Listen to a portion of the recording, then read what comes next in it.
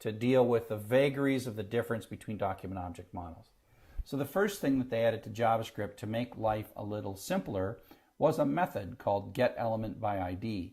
And that allows you to mark a particular piece of the DOM with an ID tag. And that's why there can only be one ID tag anywhere in it. And then you can say, I'm not going to look down hierarchically to find this thing. Just go find the thing that has an ID of Fred and give me back that thing and let me manipulate that thing. So it's a way to, in effect, very simply query the document object model and find something by an ID tag. And so here's an example. So here is a string Chuck. It's wrapped in a span tag, and the span has an ID of person. Okay? And so here in my JavaScript, I say document. Everything starts with document. GetElementById, and then I give the ID that I'm looking for. And then that basically looks through the whole page, and it finds the thing that has the ID of person. And then, let me clear this. Then this little expression right here is this tag.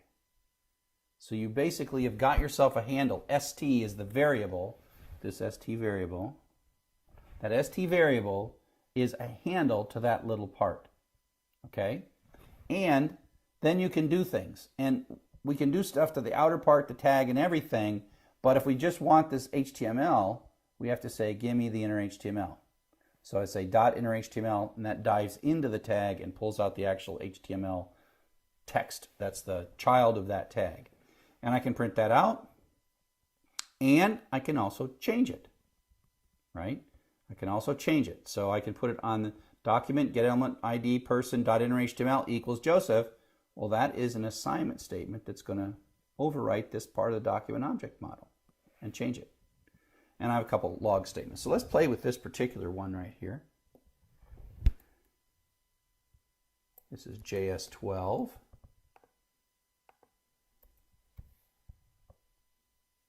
Okay, so if we recall, it goes in, it finds the ID tag of person, then it prints out, let's switch to console. I can't, oh wait. Let me switch to console here. I mean, once the alert's up, I can't switch, right? Because the alert has taken over the whole browser. So I'm going to switch to console so I can watch it in console. And then I'm going to clear the console. And then I'm going to press refresh so that I can sort of watch it all happen in the console. Okay, so it looked up the span with ID equals person, pulled out the inner HTML. It both logged it in console.log, and it did it in an alert box. Okay?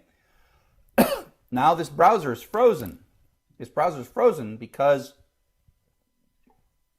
the alert box is up, and it's not going to do anything until we press OK. So I'll press OK, which means the JavaScript is going to start back up again. If you recall what it does, it first puts out a log that shows what kind of a thing that object is, that ST object, and then it changed it to Joseph. And you'll notice that it changed it to Joseph. Literally, my JavaScript code changed the document object model, and the browser is always rendering whatever's in the document object model. So my JavaScript changed the document object model, the browser's just poof, rendered it. So I'll do this in faster motion. So the original HTML had Chuck. We looked that thing up. As soon as I hit this OK, it's going to change it to Joseph, and it just changes to Joseph. Okay? So if I didn't have the alert, it would happen instantaneously. It would happen so fast you wouldn't see it. And I can use console.log to kind of keep track of stuff, right?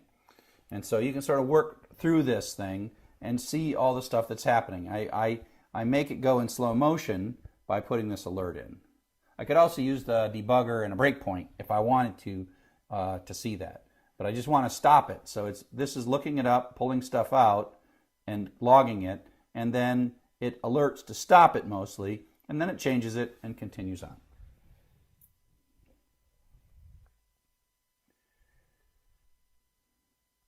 Yeah. So here's another one that basically is sort of combining an on-click. And so what's going on here is I have two links. It's probably easier just for me to show you how this works. This is JS13. Oh.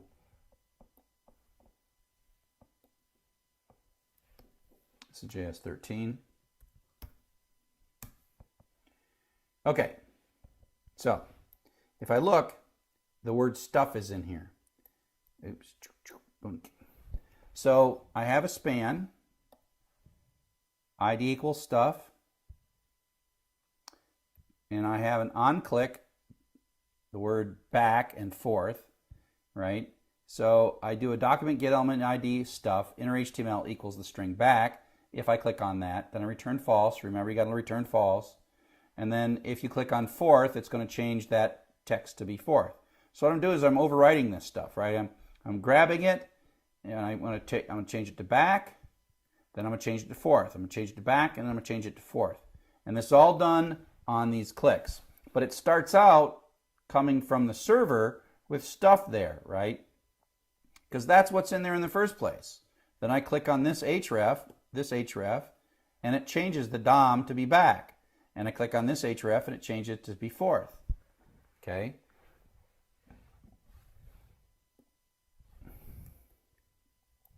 This won't be very exciting. I click on back, it looks it up in onClick, it looks it up and then changes it to the word back. Oh, sorry.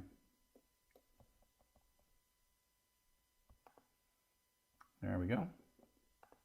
Click on back, I click on forth. Now, I actually don't have any JavaScript to reset it back to stuff, unless of course I hit refresh, and then it pulls another copy from the server and it's its original form. These are just going back and forth and changing it. Okay? Fascinating. Hit the back and forth. Fascinating. Okay, and so that's basically causing things to happen as response to clicks. The previous example, we just sort of had straight line code that ran. Now we're going to see stuff that happens by clicks. Now, in an upcoming chapter/lecture, we will talk about jQuery. And this getElementID is sort of old school. jQuery is a library that was designed originally to greatly reduce the confusion between browsers. And we tend to use jQuery a lot. Lots of people just sort of assume jQuery now, but it is a library, and we will cover that in the future. But I want you to also see, before we do jQuery, I want you to see how we did it before jQuery existed, because you will see that kind of code, the getElementById code. We tend not to do too much without jQuery, but sometimes you don't want that library and you want to do a real simple thing, so you kind of fall back to this code. Everything I've shown you so far does not require any libraries. Once you have jQuery, your JavaScript can be a lot simpler and more elegant. Okay? So thanks. See you in the next lecture.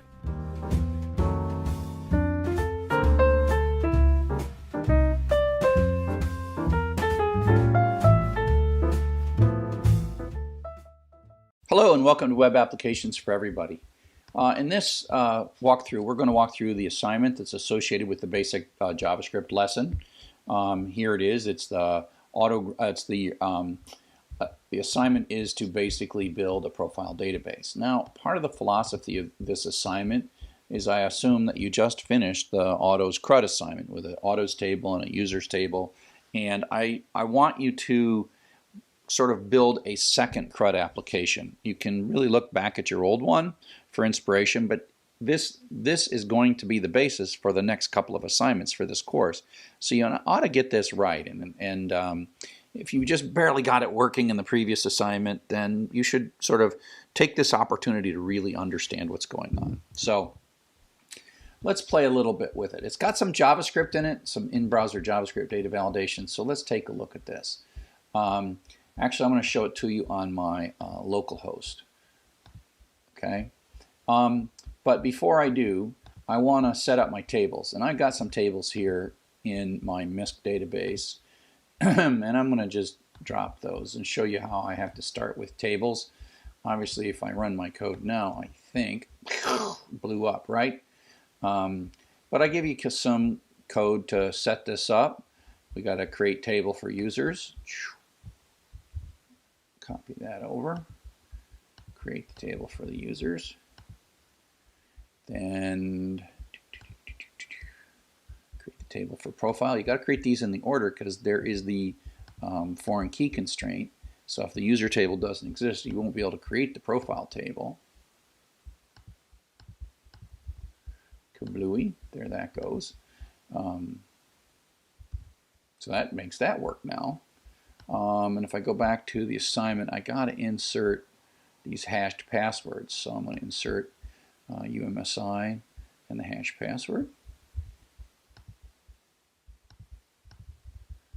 I explain all this stuff, but then I kind of give you cheaty steps that make your life a little easier. So here we are at the resume. I'm going to use my localhost one here, not the global one, so you can watch what's happening in the database. I got a profile, a table, and a users table. So the first thing is that this is the JavaScript bit. You're supposed to do in-browser validation. And so if I do a view source on this page, you can see what I've got. I've got on the click of the login button, I'm going to run do validate, okay? And it's either going to give me a true if it's valid and then actually submit the form, or it's going to give me a false and blow up. And so you see there's a return true and return false, etc., etc., etc. Now the interesting thing about JavaScript is I can't hide it from you. I mean, the JavaScript runs in the browser. And so, deep in the request response cycle, this is out here in your browser, no server actions going on at all right now. And so, I can't hide it from you. So I even show you all this. I give you all this code somewhere in here. Yeah, here, JavaScript validation. So I might as well tell it to you because I'm going to show it to you. If you're smart enough to do view source, you can figure it out. So what happens is when I type this stuff, so I type this with no @ sign, and hit login, JavaScript is going to run, and now what's going on is this alert invalid email address has popped up. If I blank them all out and I hit it, the JavaScript will stop and say both fields must be filled out. Now if I get it right, so let's just put in like the wrong stuff. That's going to be a server-side check. No, that was a client-side check.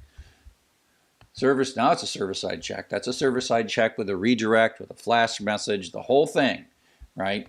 And so if I take a look at login.php, this looks a lot like the login.php you've been doing all along. This is a redirect, and then here is the do validate. And then there's the script code. So I put that all together in the login. That's very similar to the login that you've been working in before. Okay, so let's log in successfully. UMSI. That's really the JavaScript here. PHP 123. Log in. Add a new entry. There's no JavaScript in these, although soon we will, in the next assignment, we'll be going crazy in these add things. We'll be changing the add and edit more in the next few assignments. Let's do a valid thing. There you go. Yeah. And this is just CRUD, right? We're just going into like the profile table and got first name, last name, email, summary. It's a little different than the previous one that you did, but not that difficult to do. And so there's no real JavaScript here. You just got to make the edit work. You got to do things like, be able to put nasty characters in and do validation, drop table students, right? So you got to be able to put evil characters in and not have anything go bad. Either, of course, SQL injection is not going to happen because we're using PDO, but also not HTML injection either. And of course, if we take a look at this, we just see, oh, that's what's in there. Okay, and then away we go with that. And so that's pretty. And then the delete just has a verification. Don't make sure your HTML entity is on this stuff as well. And there you go. And then you log out. So now I want to log back in and show you a little bit about how the foreign key works. So let me get logged back in. Log in. Okay, so let me start by showing you something about login. And it's in the assignment. So basically says when you're logging in, you're supposed to you set up the session. We've been doing this before where you put user ID into the session. So if we're in the login, right, we have the user ID, we do a select for user ID. And what user ID, of course, is the primary key of the user record. So in this case, it's 1 for this one that I just inserted, right? And so the idea is that you're going to take this, pull that out of the database, and then we're going to store it into the session.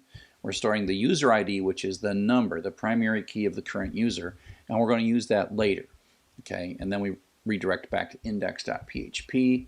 So now we are logged in, and we're at add new entry, and so this, and add new entry, of course, we're using these pieces of information to tell whether or not we're allowing the add to happen. We've been protecting this way for a while.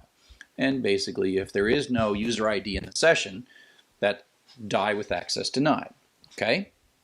So now, let's go ahead and add the entry.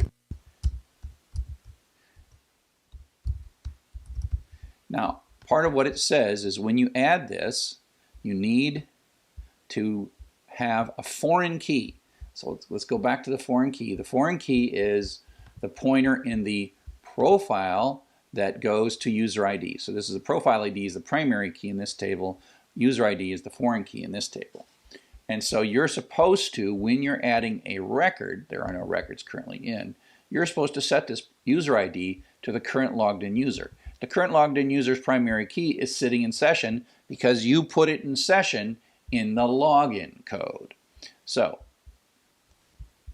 and I give you most of it in the handout, right? So the user ID, which is going to be inserted into the user ID with a little placeholder UID, and then that's going to pull it out of the session. So that is creating a new record in profile that has a foreign key into the user table that has the user ID. Okay? And so that's pretty much it, right? So here's that code. Here's this code in here, right? We're going to do the insert, and we're going to pull this number out. And so I'm logged in as user number 1. And so now when I run this thing successfully, I'm going to do an add, and it's going to run that insert. But if I go look in my table right now, in the profile table, you see that there's that foreign key. And because we told MySQL that that's a foreign key, it actually is a hyperlink, then we can jump into the user table to find the corresponding record in the user table. Okay? And so that you have to do. And in upcoming assignments, you're going to have to be creating these foreign key links. The next assignment is going to be a many-to-one relationship, and the last assignment is going to be a many-to-many relationship. And so that's an important part of this assignment. And so I hope that you pretty much, I think I covered most everything I wanted to cover. Good luck in this assignment, and I just want to emphasize that do this one really well. Take your time, understand every line of code. I know I say that in every assignment. That's because that's the only way we can build to increasingly difficult assignments. Okay? Thanks for listening.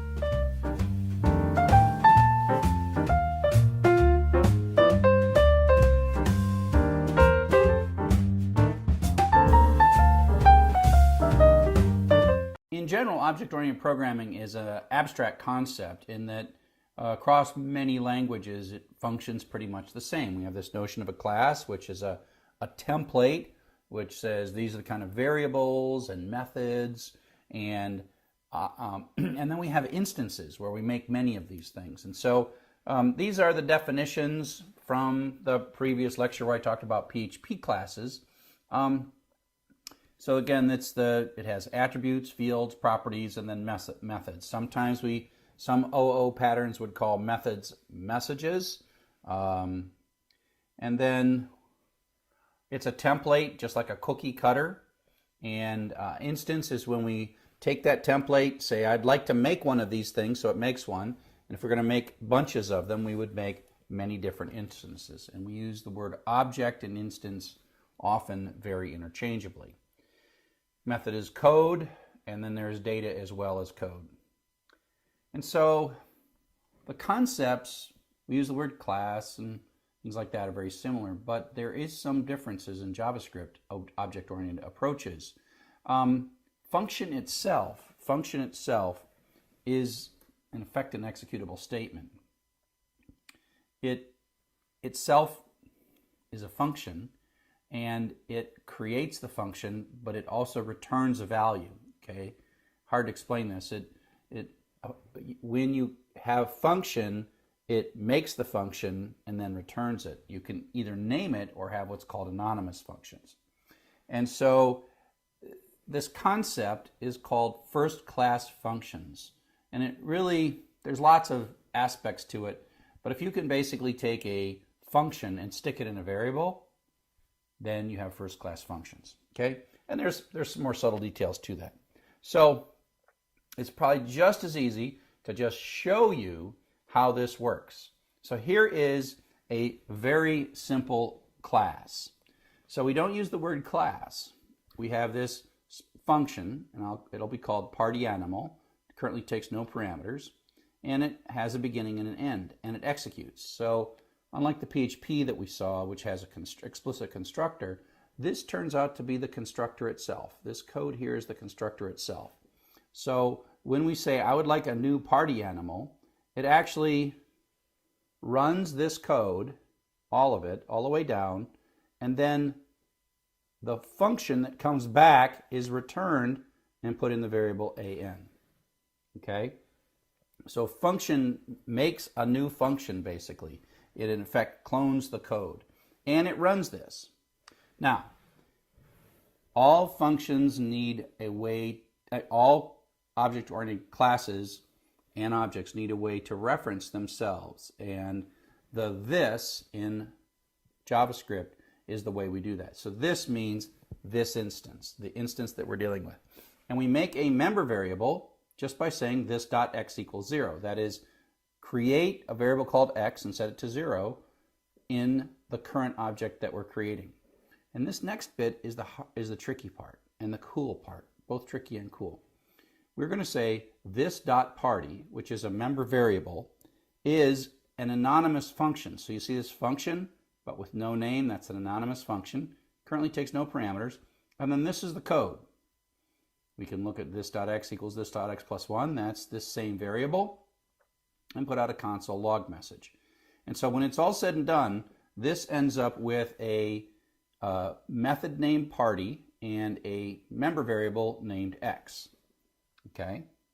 And so we run through this code which creates everything. It's kind of the constructor code of constructing and setting the variable to 0 and then creating the method. Okay? And then we get the object back, the instance back, called an. And we can say an.party, which runs this code once, over and over and over again. Okay? Oops, let me clear some of this. So it runs the code, and it runs that over and over again, and so that member variable gets incremented. And so the output of this will be so far 1, so far 2, so far 3, and that's because this x variable is getting incremented as the code is running. Okay? So that's the key, right?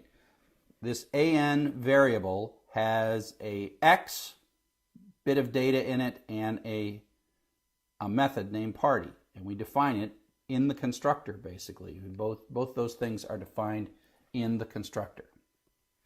Okay? So the constructor is a little bit different, right? In an object lifecycle, we make objects, we destroy them, we run the constructor code when we start it. JavaScript doesn't have the concept of destructors, but if we go back to the PHP object-oriented, destructors in most object-oriented environments are seldom used. Okay, so we can think of this bit of code is in the constructor, and so at the moment we're running the new, it actually is running the constructor code, and so out comes that log message. Now, again, part of the whole idea is to create the class, which in this case is a sort of function with a special capability, and then we're going to make many instances. So here we have a couple of examples where we are going to pass in a parameter to this function, which is going to come from the constructor. So we're saying make a new party animal, and then this Sally is passed in to be Nam, And so we then end up with, this.x equals 0, just like before. This.name, a member variable name, set to be whatever that is. In this case, it'll be Sally. And then console log, we've built the Sally object. And then we're going to create a member function, a method. This.party is a function that adds 1 to the x member variable and then prints it out. So we create s, the variable s, creates a new party animal with the parameter Sally. So it runs through this, builds the object, and then effectively, implicitly returns the object, and that gets stuck into s. And then we call the party method within that, and that says both what the name of this function is and what the current value for this is. Then what we do is we run down to here, we call it again with Jim this time, sets all this stuff up, sets the x member variable, name member variable, console logs Jim, creates the party method, and then returns, and it ends up in the variable j. And then we call j.party, and that comes through, and it's going to say Jim, and then Jim's x value is 1, because we started at 0, added 1 to it. And now we have this other member variable, other instance, still in S. We can call that, and that still holds inside of S the name of Sally, and we add 1 to X, and so it is now 2. Okay, so this is 2 instances of the same class. So this is the template. These are the instances of the class. So if you run through this, right, and the code basically comes through here. It just sort of defines the class at this point. As JavaScript's interpreting through here, it's defined the class as to what's going to happen. Now the code doesn't actually execute, it's just remembered at this point. And now when we're going to make a new party animal, it passes the Sally in, right? And then it starts running this code. And it creates basically an instance. This.x is 0. This.name equals Sally. This.name equals Sally. And then we're going to have, there's a party method as well. And so that's all running. And then it returns and puts that into S. And so now we have this variable S that has 0 and Sally. And then we call sParty. Right? So we finish this. X is 0, Sally. And then we call sParty. Well, it goes and looks at this, which is currently S, right? Because we're going s.party. This is this.x equals this.x plus 1, so this becomes 1. Then it runs through, console log out Sally 1, because this is now 1. Then we come down to here, and we make another one. And we make another one, and it comes in this time, and its x is set to 0, and the name is set to Jim. And then it comes through, and it comes back, and it has a party method, and then that stores in the variable j. So here's j. Then we call j.party, and that goes and runs this code except with this instance.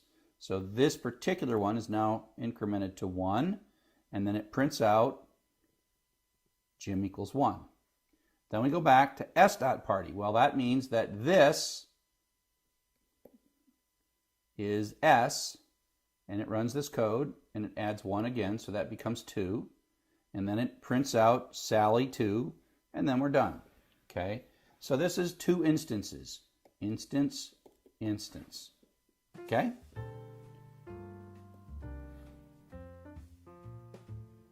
So again, the constructor in JavaScript is effectively the function itself. It's sort of implicit in the class.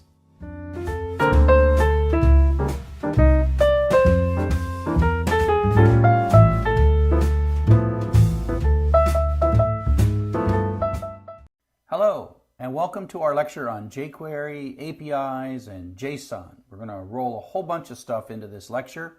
I'm not going to talk a long time about each thing, so some of the things you may have to look at twice because it's kind of compressed, and you don't want to miss anything because they build from kind of tiny to big really fast. So when we talked about JavaScript, we talked about the document object model and how they're very incompatible in terms of their shapes. And so there was a bunch of libraries that came out, and you know, we had this thing like get ID, get element by ID that I kind of characterized as old school JavaScript. It was the old way we did portable stuff. But jQuery is the thing that really has solved the mess that is the browser incompatibility. Now, it turns out that there was lots and lots of libraries that were being developed at the same time that were trying to become like the low-level utilities for JavaScript, and jQuery was the one that kind of won in this space. And the reason that many people think that it won is because it had the best documentation, and it still has outstanding documentation.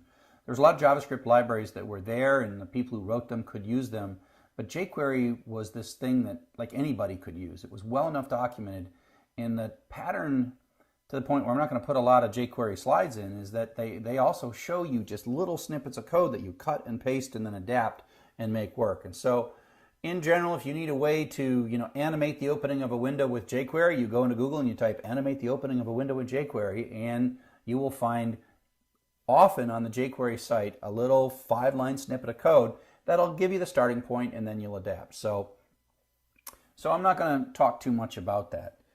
So this is sort of some very simple jQuery. So what we do here is we are going to, in our head document, sometimes folks prefer to put this down near the end of the body, but I'll just sort of use the style of putting it in a head, and you go download a version of the jQuery library, and we're going to pull this library in. And what it does is it jacks itself into lots of the document object model, and then makes it so that this variable $sign ends up being a function name.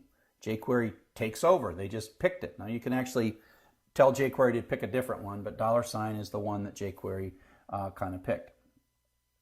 And so $sign is a function call, and document is a parameter to that function.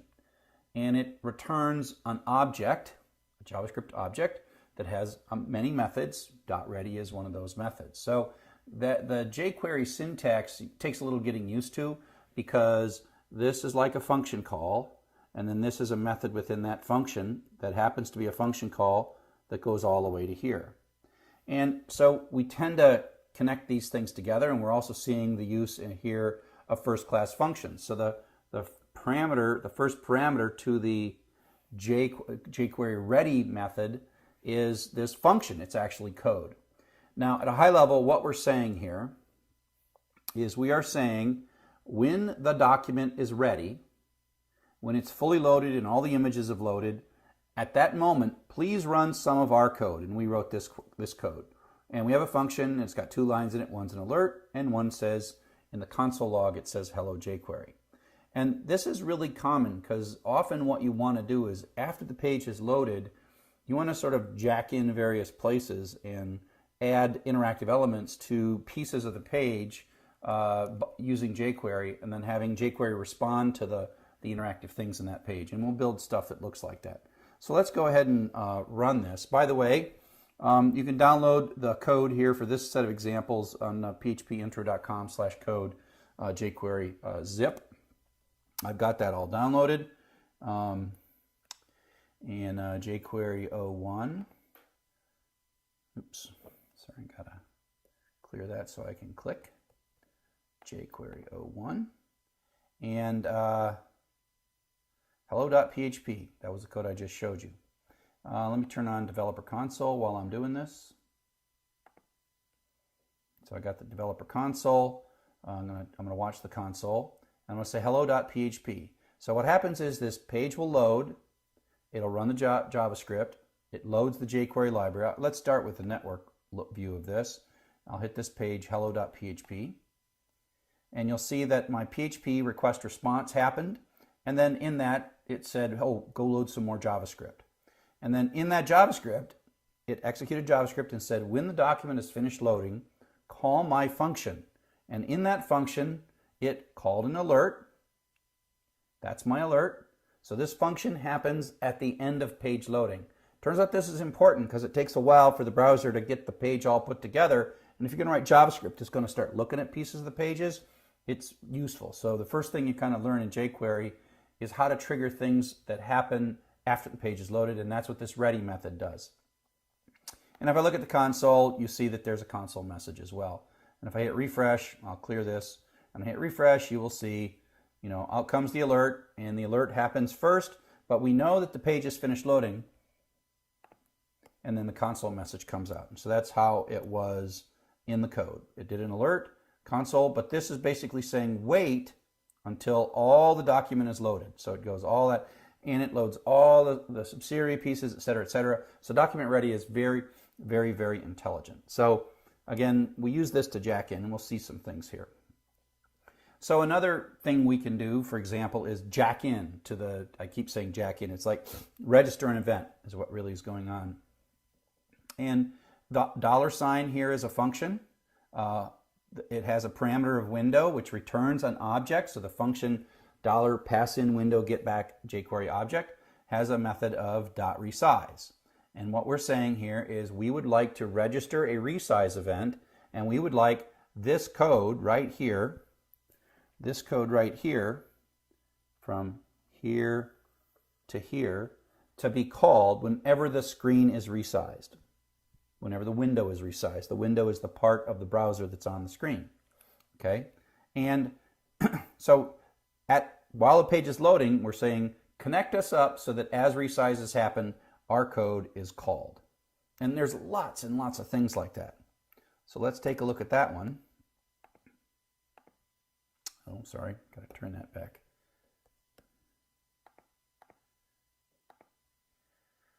So the resize runs, and at this point, we have just registered a bit of code that we want to run on the resize event. Okay, now the way resize happens, got to move this little guy.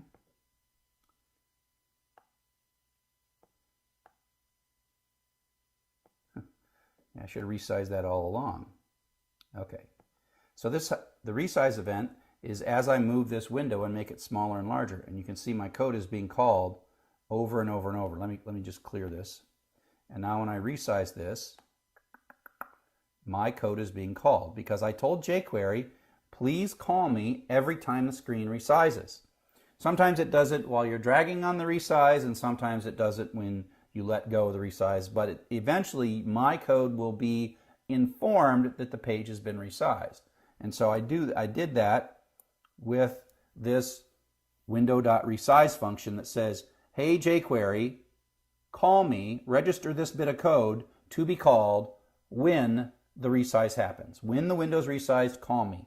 Now I wouldn't normally just print this stuff out. I might do something like resize something or show or hide something. Who knows what I want to do in this code. It just shows another pattern of jacking into a different event than the .ready, which is the ready event, which is called when the page is fully loaded. Okay. Here is another bit of jQuery, and this is a pattern called the query do. And so I'm going to have this code toggle.php. And I've got a paragraph. The paragraph goes from here to here. And I've got this spinner inside the paragraph. And I've got it set up to be hidden when the page first shows up. But I've got an ID tag on the paragraph and an ID tag on the spinner. And so then what I do is I make an A tag so that when I hit the toggle, it runs this JavaScript. And this JavaScript is jQuery. It's $, and now I pass in a string which is #spinner, and that means ID tag name spinner. Go find the ID tag name spinner, returns an object, and then I call the toggle method in that ID.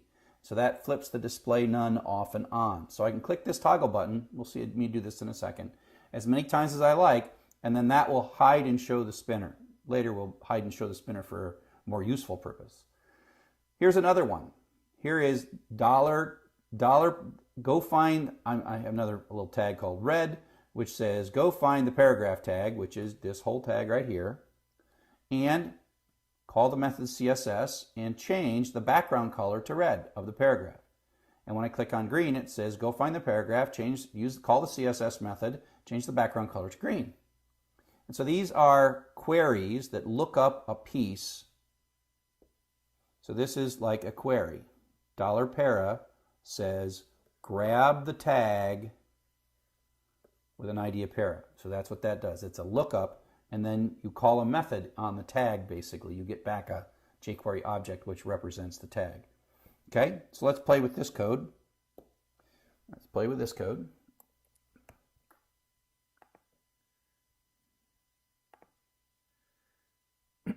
So if I say toggle, well, if you do a view source, let me just do a view source here. If you do view source, you see my paragraph from here to here. You see my spinner, which has an ID of spinner, and it's currently not shown because display is none. So when I hit toggle, it's going to say, go find that, was that a span? No, it's just an image tag, but it's okay. The image tag is hidden, so it's as if it's not there. When I say toggle, go find that image tag with an ID of spinner and toggle its visibility on off. So I just toggled it on, and I can toggle it off. Toggle it on. I'm not changing the HTML at this point. I'm changing the CSS associated with the tag, and specifically this display value of the CSS. And if you recall, I've got this, when I click red, I'm going to go grab the paragraph, which is all of this actually, and I'm going to set its background color to red or green, toggling back and forth. Red, green, red, green, red, green. So none of this is a request response cycle, and none of this is really changing the document object model. We will do other things that will actually add tags and remove tags, but for now I'm just changing the CSS on tags using jQuery commands. And again, I'm just giving you the simplest of stuff. There are literally, many things you can call here. Toggle and CSS are just two of many things that you can do. You can animate, you can do this, you can set transparency. Who knows what you can do? Got to go look at the jQuery documentation. This is the notion of grabbing a bit of the HTML DOM and doing something to it. Query do syntax in jQuery. And the rest of it, just go look at the jQuery documentation. There's tons of it.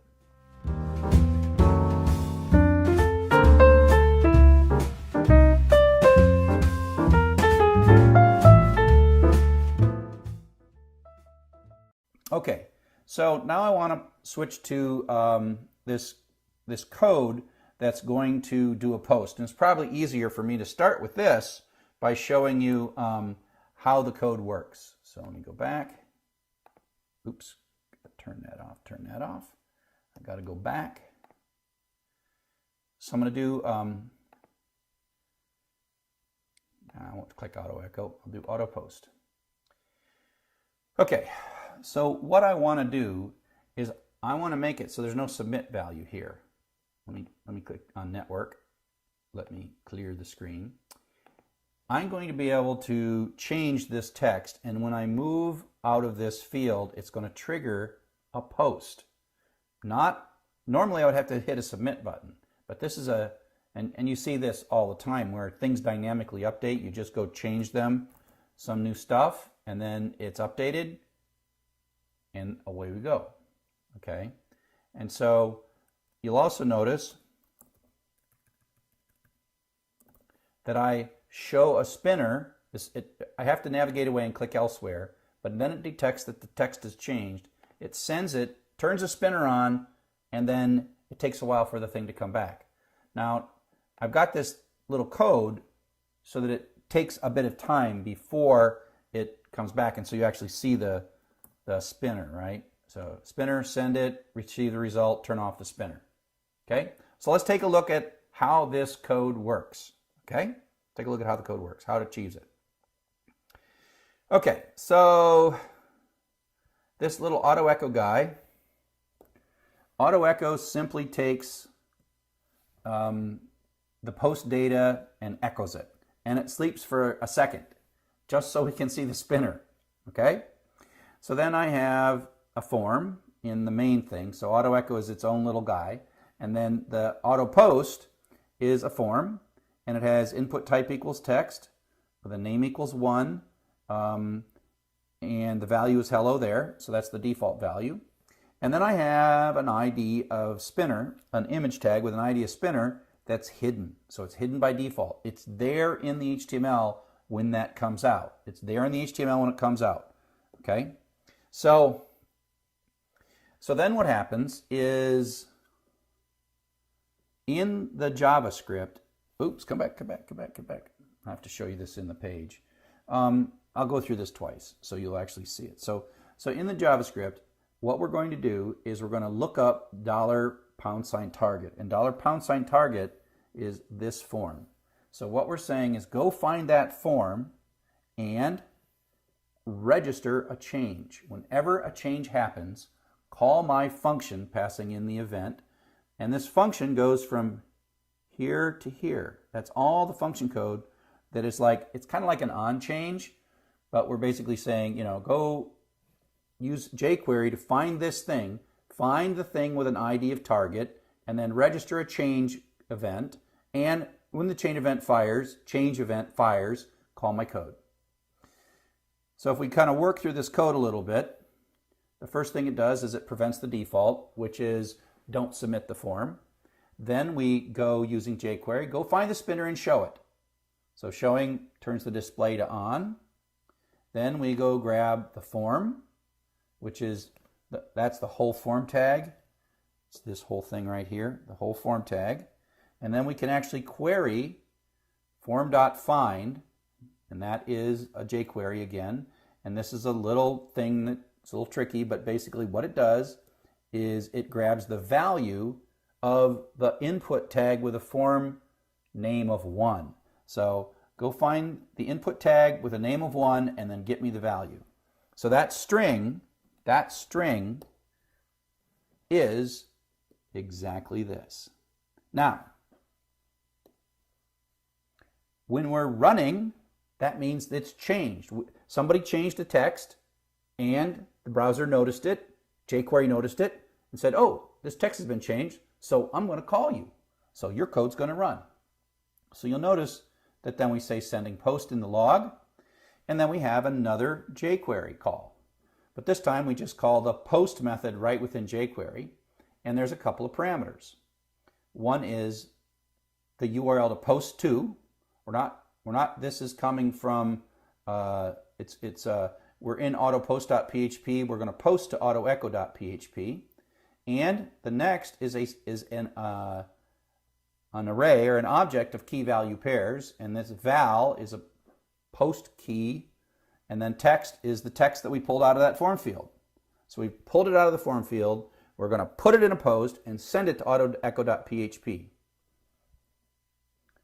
And then the third parameter, let me get this real clear, this is the first parameter is what to post to, this is the post data, and this, all the way down to here, is the function to call when the post returns. And when the post returns, it's going to call this function that we just built, and, actually no, sorry.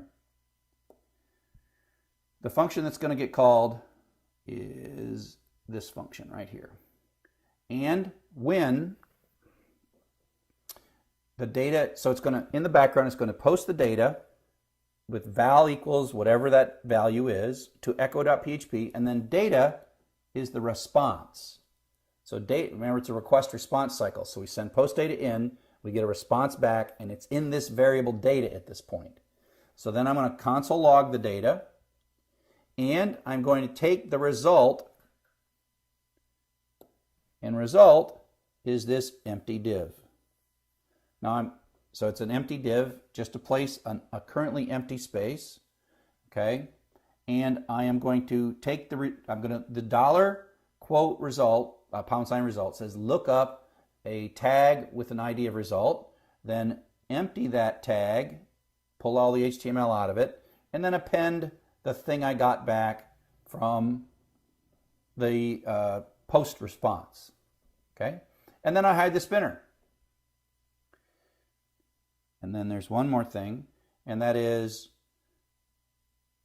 then this $post returns an object, and I call the error method on that object that says if there is an error on my post, call my function and do a window console.log of error.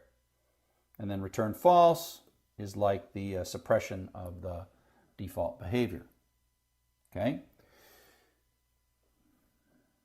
So let me show you, again in somewhat slow motion, what's going on here. Let me clear this. Oh, sorry. Got to clear that first. So let me clear the network and press refresh. Now I've got an HR. If you take a look at the view source on this one, I've got an HR before and after the result, and the result is this empty div. And so you see this right there. It's like there's nothing there. And that is currently a div with nothing in it. And we see our form. We've got name equals 1. That's going to be where our value comes from. And then we've got this hidden spinner. And so as this cruises by, we have to put this code after this code, because otherwise $$target will not find anything. So you can't put this script above it. This form target must exist. And we're registering saying, oh, go look up, go grab this thing, and anytime anything changes in that form, call our function.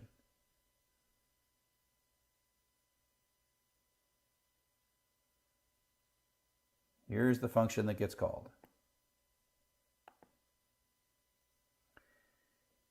And the function that gets called just starts up in JavaScript, and the first thing it does is shows the spinner. Then it looks up the form, right? Then it extracts the value right there. Then it logs the word sending post. Then it actually sends a post to the URL autoecho.php with a post value of val, with a value that is in this text variable text, which we just retrieved right there, okay? And when the post comes back, we are going to log the data that is the response data. Data is the HTTP response from that post. We're going to log it. We're going to empty the result, which is this div. It starts out empty, but the second time and later it'll actually have stuff in it. So we're going to empty it out, and then we're going to append the data that we got back from autoecho.php, and then we're going to hide the spinner. And if I take a quick look at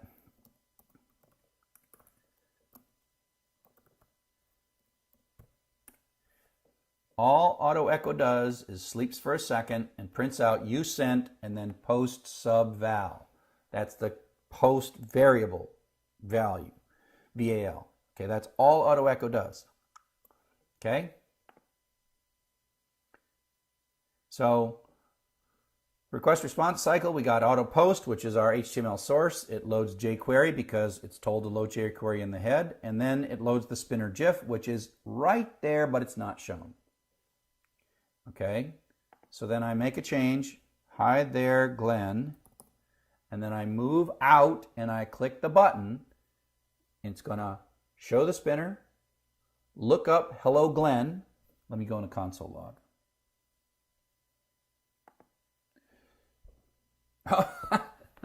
It did it, so hang on. Hello Sally. Okay. So as soon as I move out and click anywhere, I moved out and clicked it to show you the console, but now I'm seeing the console. So hello Sally, I'm going to move out. It's going to show the spinner. It's going to do this in about a second. It's going to show the spinner. It's going to look up the string hello there Sally by finding the form and then finding the input tag within the form and then extracting the input tag from the form.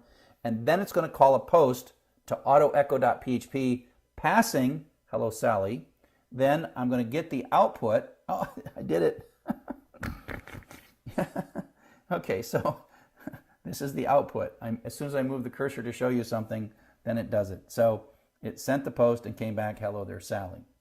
And if I look at the network, you can see autoecho.php and the request had form data of hello there Sally. I mean URL, it's really val equals hello there Sally, right? Val equals hello there Sally. And then the response is just this text you sent hello there Sally. And that is the code from autoecho.php. That comes back in that little function.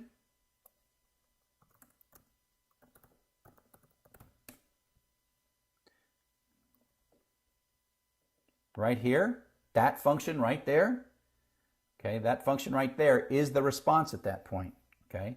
And that's why I can console log it, and I put it in the result, then I hide the spinner, and if there was an error. So let me just trigger an error just for yucks, okay? Let's see if I can trigger an error. If I edit autoecho.php and just call this like some bad function that's not going to work, hopefully that will blow me up, and then I will be able to see in the console that little error guy working. So it'll trigger it as soon as I hit click outside. Yeah. Actually, no, it just returned it. So that error didn't trigger the right way. But here's an error that came back. And if you're doing stuff with jQuery and these dollar posts, you got to be careful. And it's really good that I logged the stuff that I got back as soon as I got it. Because, oh, that's pretty, I just made a mistake in my autoecho.php. I better fix that. Now, I happen to show it on my screen too, but it's always good to throw console logs in there when you're doing something as tricky as this. So now I'll shut that back to sleep. And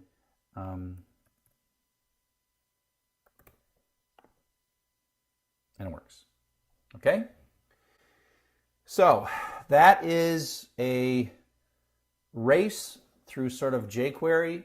jQuery itself is an infinitely rich set of things, the power that you can do. I'm not going to sort of explain it all to you because it's so well documented. Okay? And so you know, this is just a start, but the concepts I put in this lecture are very important, so make sure you understand them all so that when you're reading jQuery documentation, you're always learning more. Okay?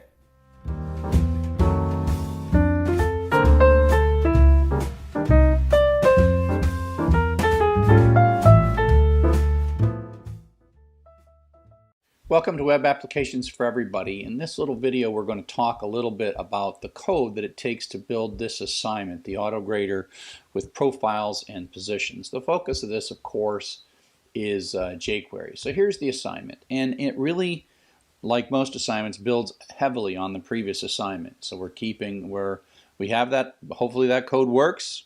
If you're just trying to type it in from this lecture, you're not going to do so well. So go back and do it one piece at a time. That's how it's intended to be done. So I keep saying that. So we're going to need another table. This one's going to be a position. Let's just walk through the code first. I'll come back to that. So I'm going to walk through it on my local system. Actually, to walk through it on my local system, I'm going to have to make this table because I have the profile and users table already from the previous. And I'm going to say go. Okay, so now I've got all three of them. So I'm going to log in, and if all goes well, UMSIN PHP 123. That of course is checking in the users table and checking, you know, with an SQL query, hashing the password and checking to see if the hash password matches. So log in. And so we're going to add a new entry. So this is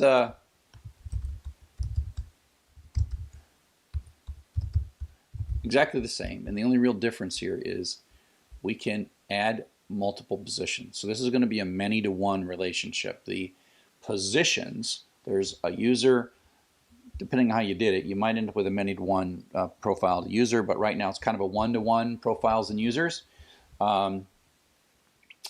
And so, but then we're going to allow many positions. So what we've done is we're using jQuery. We've got this little plus box, and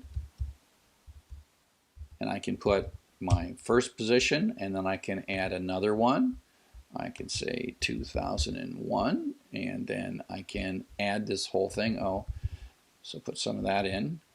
And now if I take a look, you will see that I have two positions. And if you take a look in the database, what you will see is we have one user, we have one profile, and then we have two positions that are foreign keyed to the same profile. So this is the many part to the one part in the profile. So there's one profile, and then there are many positions to that one profile.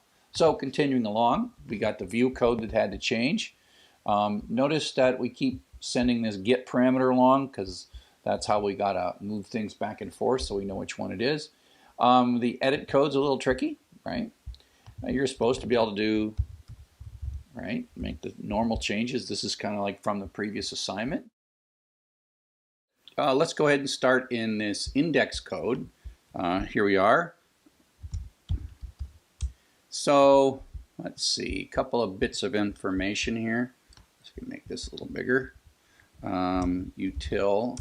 I've collected some common things that I want to do over and over into this util and put them into functions. We'll go through these as I go through later. And I just pull it in very beginning. I kind of pull my PDO to get my database connection, and I just define all these functions. It's kind of a perfect little thing where it's got no side effects. There's a less than question mark PHP. You don't put a question mark like that at the end because you don't want to put an extra space after that, or it will trigger the output that says you can't do headers. So when you make library code like that, so the first thing I did is I don't want to repeat myself, and so this is flash messages that we've been typing this over and over and over again. Well, for the rest of the semester, I am not going to type that anymore. So we're not here. Every time I want to put those flash messages out after this H1, I'm going to put them out right there, and that's basically those 8 lines of code. So we got logging in and logging out, and you'll notice that this will show the profiles even when you're logged out. And so, but if you're not logged in, so if there is no user ID in the session, no primary key of the user in the session, it's going to show you please log in, right here, or it's going to show you please log out. So then let's go ahead into the login. If we take a look at login.php, it's kind of similar to what we've been doing all along. Let's see, setting the session up. If it was successful, we do the lookup. We did that all in the last assignment. Do the do validate, all that, and that's really just from the previous assignment. So there's not much in there that's different. I do use flash messages. Right, I use flash messages in login, so that's about all I need to show you in login. So let's go ahead and log in. It's going to do the same. I mean, it carries over from the previous account. PHP 123 log in. Okay, so now let's take a look at the. Let's look at one more thing here, just so you know, because I got all this sort of bootstrappy stuff going on like we have, and I got tired of typing that all over and over again. So I have this require once head.php and head.php.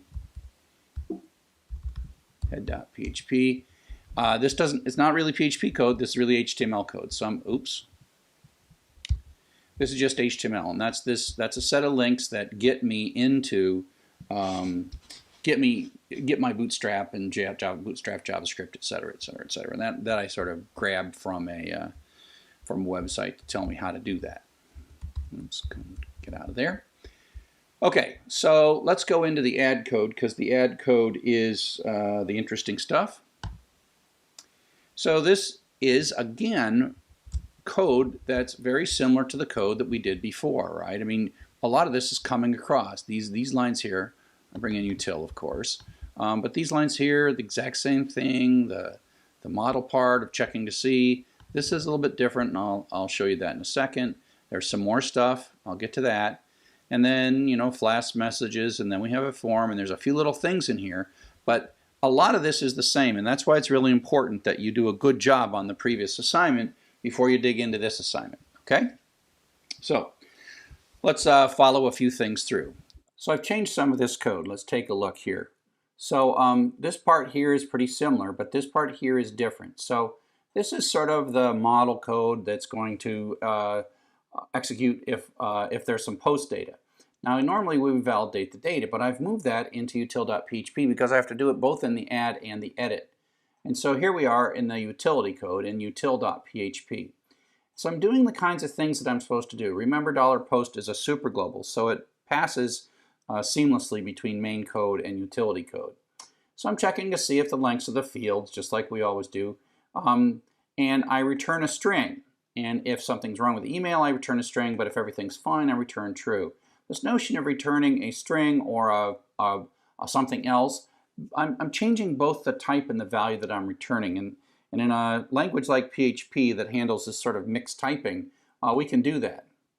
And so if we take a look here in add.php, I get back a message. I don't know if that's a true or if it's a string, but if it is a string, I know that I've got an error and that the message contains the error. So I'm kind of sending two pieces of information back in one variable using sort of the pattern of mixed. If something's wrong, I just redirect back to add.php. And again, by taking the code that would normally be here and moving it into util.php, I can save myself effort. Now here's validating the position. I'll show you that later. Here is one new thing, getting the insert ID, because when we're putting in the positions, we're going to connect them to profiles. We need to get the key, the primary key. I've mentioned this before, that, oh, it'll be easy in PHP because you'll get to see the primary key. Well, this is the call to say, hey, you just did an insert. Tell me what key that you gave to that. So that's pretty cool, okay? This next bit I'll show as we're doing it. Then walking through the code, we basically see, you know, normal stuff, last messages of the form, pretty much the same.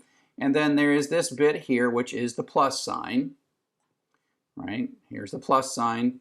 Hang on, it's this plus sign right here that makes it so that you can do the add. And we're going to do something to that in JavaScript using jQuery in a second. Oh, I want to inspect it.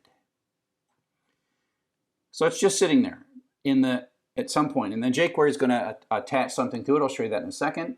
And again, like JavaScript to jQuery, I have a little div. This little div lives carefully between, this div is empty, and it lives between the plus and the add and the cancel, right? The plus and the add and the cancel. And then this is the add and the cancel, and then that's the end of the form.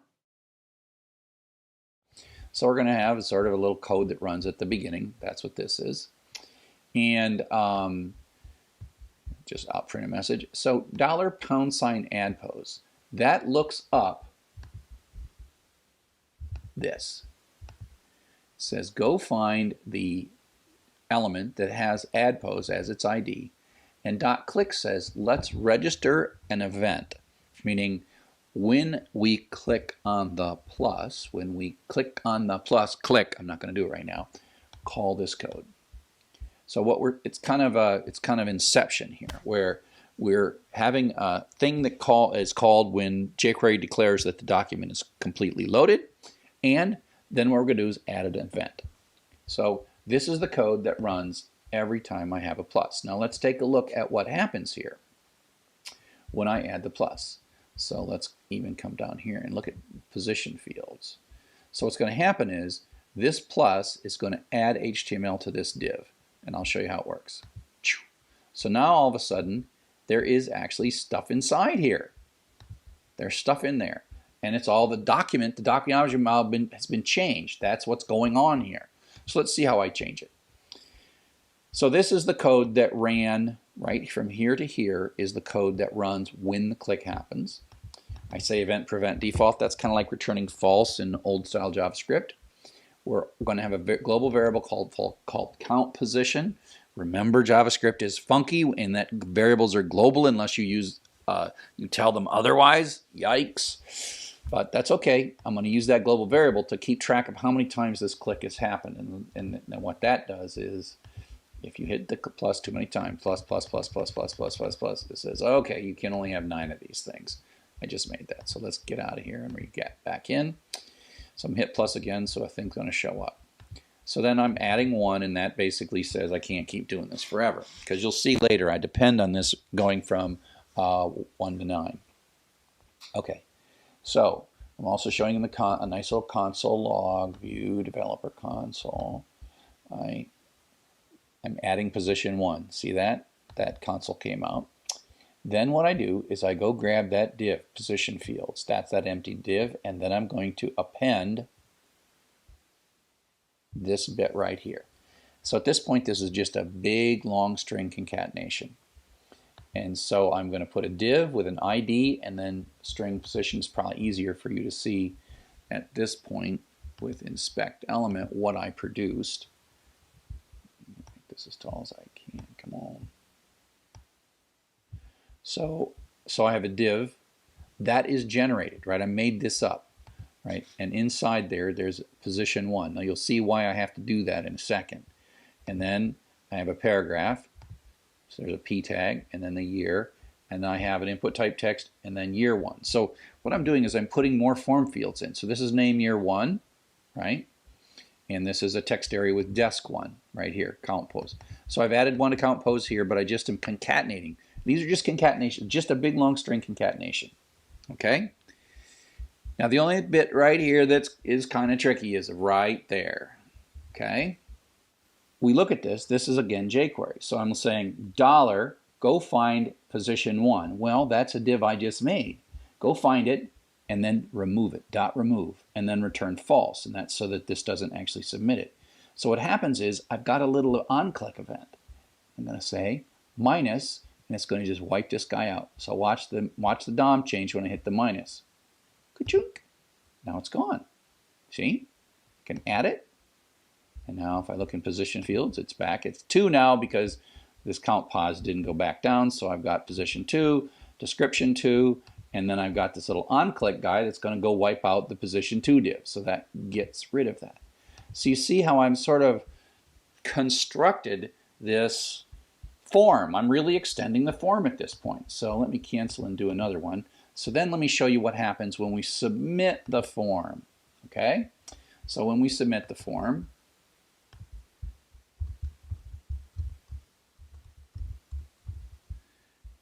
and then I'm going to say 1, 2, 3, blah. I'm going to add another one, 4, 5, 6, blah.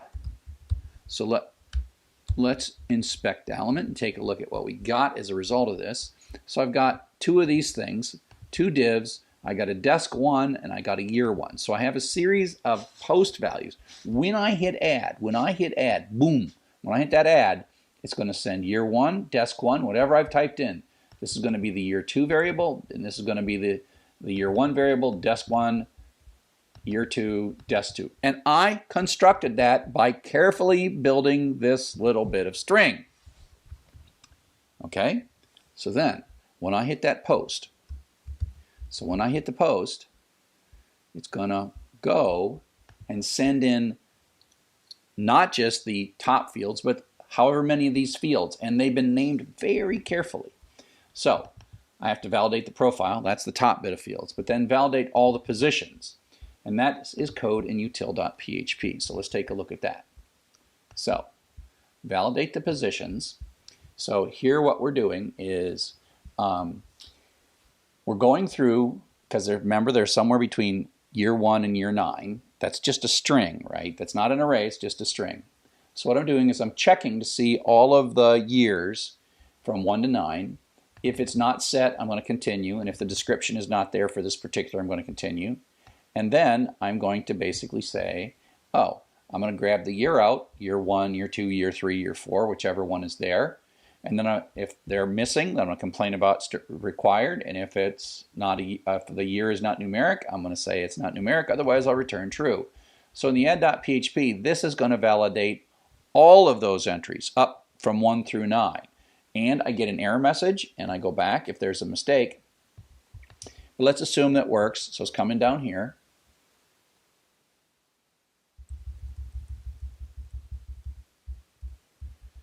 So now, because I'm down at this point right here, I know that I've got valid data in year. There might be no year data. There might be year 1 through 9 might not exist, desk 1, but if they do, they're valid. So I'm going to go through and loop through again. And now what I'm going to do is check to see if there is data. If there's not, I'm just skipping. If there is, I'm going to pull it out. I don't have to validate it here because I pre-validated it before. And then I'm going to insert into the position, which is the year I got, the description, and then rank. I just use rank as a way to put these in order, so they're order by, so they're the same order. So rank is going to be 1 for this one, 2 for that one. It's just a way to make sure that they show up in order. You can see this. The rank is just goes up 1, 2 for each of the profile. But then what I need to do is I need to set the foreign key, right? I need to set the foreign key to the profile that this position is associated. I'm inserting a position, it's going to be associated with a profile, and I just got done inserting the profile ID. So that is the foreign key for the new position row pointing back to the profile. So let me go ahead, and after all that fuss, press the add button. Hopefully I don't have any errors. So there we go. And it has two of these guys. So let's take a look at the edit code. I just got done talking about add. Let's take a look at the edit code. Most of this is pretty cool. Now, recall that when we're in the middle of an edit, you have to have a get parameter. So let's go through the first thing. We'll talk a little bit about this, but first I'm going to just make a mistake, okay? And I'm going to post it. So this is going to be posted. And so when I hit the post button and I hit save, it says all fields are required. But the biggest mistake that you're going to find is that you need to add this on the redirect, right? So this edit.php, because there was a post and then there was a redirect because of the header. So let's take a look at the validate profile. And so you'll see that what I'm doing is I'm in add, I didn't have to do this. Because add, you're not really, we just redirected back to add.php, right? Oops. In edit, we have to redirect, but we're still editing the profile, right? So we need that as a get parameter because we're going to use that later down here in the, we're going to use this to load up the positions. And where that stuff is in util, right? Load pos loads an array of positions from a particular database connection for a particular profile ID. And so that's going to do that. And then we're going to loop through those things in our edit. And we did that to create these things. We had to loop through and reconstruct all of the, we had to reconstruct all of the HTML for these things. Position, submit, add pose, position fields. These things are all here now. I had to reconstruct these. But in this case, they're not coming from JavaScript. They're coming from the database. Okay? So that's all down here. But just know that you've got to, when you're redirecting with a get parameter, you want to make sure you put the get parameter on there. So the get parameter, you're redirecting to it so you don't lose track of which profile you're editing. Here's a tricky thing. So validate positions, it's nice that that's sitting in util. Thank heaven. I wrote that once. I use it in the add and I use it in the, I use both these things in both the add and the edit. Saves me a little bit of coding over and over. But here's the trick. So let me show you what I need to be able to do, right? It's one thing if I'm going to make a change. 1, 2, let's just make this be 999. Hello. Just edit stuff. Okay, so what'll happen is, what I'm going to do is, as a simplifying thing, I am actually going to wipe out all of these rows every time I edit, because all the data that I'm submitting of all the positions, it's kind of like a new add.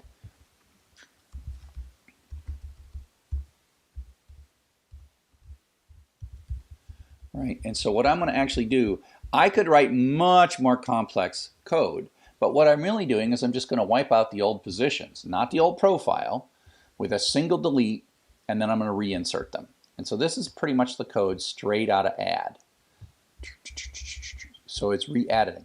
So the net effect of this, that's just a way to make your life simple, okay? The net effect of this, when I hit this save, is you will see that these will be updated, but then the position IDs, I'm going to kind of be wasting primary keys. There are trickier ways to do this, but for now, let's not worry too much about the trickier ways to do it. So if I go back here, you'll see that these are 3 and 4, and I rebrowse again. Oh, was that because I added a new one? I must, oh, there's 2 of them. Right, there's 2 of them because I added them. Let's change them again. 5555. 8888. Save it again. Yeah, so you saw 7 and 8 went away and 9 and 10 replaced them. So I actually got more than one profile going on here. I should be able to see that if I just get out. Yeah, I got two more than one profile. Let's go get rid of that guy. So now it'll make more sense. Yeah, 9 and 10. Let's update it again.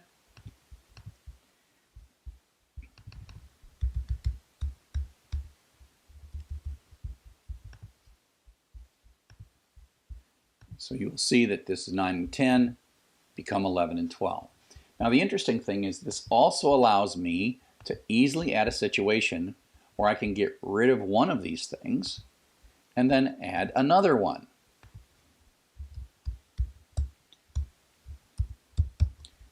And so if you look at this one, this is going to be number 2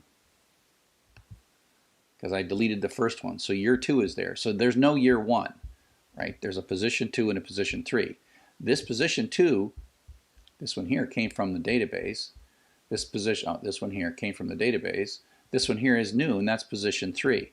So in a sense, I've still got this code down here at the bottom to add more stuff, right? That code is still there, and so I'm on the edit page. I can edit existing ones, or I can add new ones. And so in this case, I'm going to sort of get rid of 11 and 12. So every time I wipe out all of them, and then I re-add them all.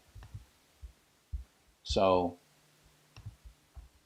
now there should be a 111 because I deleted one. I hit the minus up there. You can go back and scroll back. And then I'm going to save it. And now because effectively I do a delete and re-add, it makes my life really, really simple, and I can reuse code from delete and add. And so there they are, 13 and 14. And I mean, I could probably have put some of this in util, right? I could have, this code right here, I could have put this in util because that is exactly copied literally from add. So doing all the inserts. I could have moved that into util if I wanted to. So there you go. Kind of a crazy walkthrough of the profiles, positions in jQuery, where we have basically a many-to-one relationship where you can have many positions mapping to one profile. Cheers.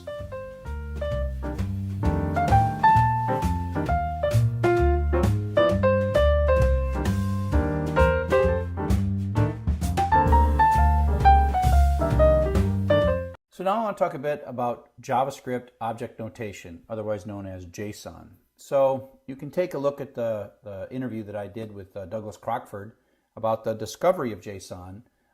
The key thing, and he's very humorous when he talks about this, JSON is not something that he really invented. It's really just part of JavaScript, and it's been sort of extracted from JavaScript in ways that are used outside of JavaScript. And it's a way to serialize data and transmit it from, say, PHP to JavaScript. And so it's a wire protocol, a serialized wire protocol that just happens to be inspired by how constants are written in JavaScript. And so just to sort of review, JavaScript has two kinds of list container objects. The first is a list, which is just a linear zero-based list, sub0, sub1, sub2, with square brackets as the constant and as the index operator, but it also then has objects, which are key value pairs. And the thing that's a little weird about JavaScript is that objects and associative arrays are kind of the same thing. They're just key value pairs. And so the thing that has confused me over the years, the thing that confused me over the years was that you could use syntax that looks like object-oriented syntax, like balls.soccer, or associative array syntax, balls sub quote lacrosse, and they are the same by the time it's all said and done. They are the key value pairs. And so this syntax, which in a language like Python or other, we'd think, oh, that's a dictionary, and there's a different language for objects. Well, this turns out to be an object in JavaScript, and that's not a big deal. It's just that after a while you get a little confused if you see somebody using the same thing with these two syntaxes. They're really equivalent. Okay? And so the JSON syntax is a simplification of the JavaScript constant syntax. And so you can have things like strings, you can have integers, you can have booleans, you can have a list or an array. So use square brackets for lists and curly brackets for objects. And so you can nest these things. And so here we have an object named who, and it has an element or a member or a key of offices that itself is a list of strings. Here we have a key of skills, which itself is an object. So we have an outer object, and then we have inner object within it listed as skills. And so you can nest these as much as you want. You can have lists of objects or objects with lists, and it can go further and further. I mean, you could have in here, this could itself be another list or another object. So it can go as deep as it needs to go in a very hierarchical way. And so once this JSON syntax was identified as something useful to go across multiple languages, then people it always worked in JavaScript, but then people built JSON libraries in languages like PHP and Java and C and C# and all these other languages, so that those languages could generate JSON. And then the JSON could be consumed by languages. Now you could easily have a PHP talking to another PHP, and they're exchanging JSON. It happens to be JavaScript syntax, but it's JSON, okay?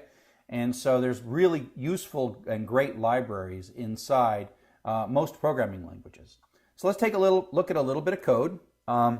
This is in json01.zip zip in my PHP intro website. And the first thing I want to just show you is the syntax. Now, this is kind of a little weird in that this is JavaScript and this looks like JSON, okay? It's kind of the JSON I just showed you. This is executable JavaScript. This is the constant syntax, the syntax for defining constants in the JavaScript programming language. That's what it is. So who equals is just a variable equals an object with these 4 keys in it, Chuck, 29, true, a list of strings, and another object. And so it just window.console.log. So let's just sort of take a look at this. Okay, let me clear this. JSON 01, JSON syntax, right? Now let me show the log.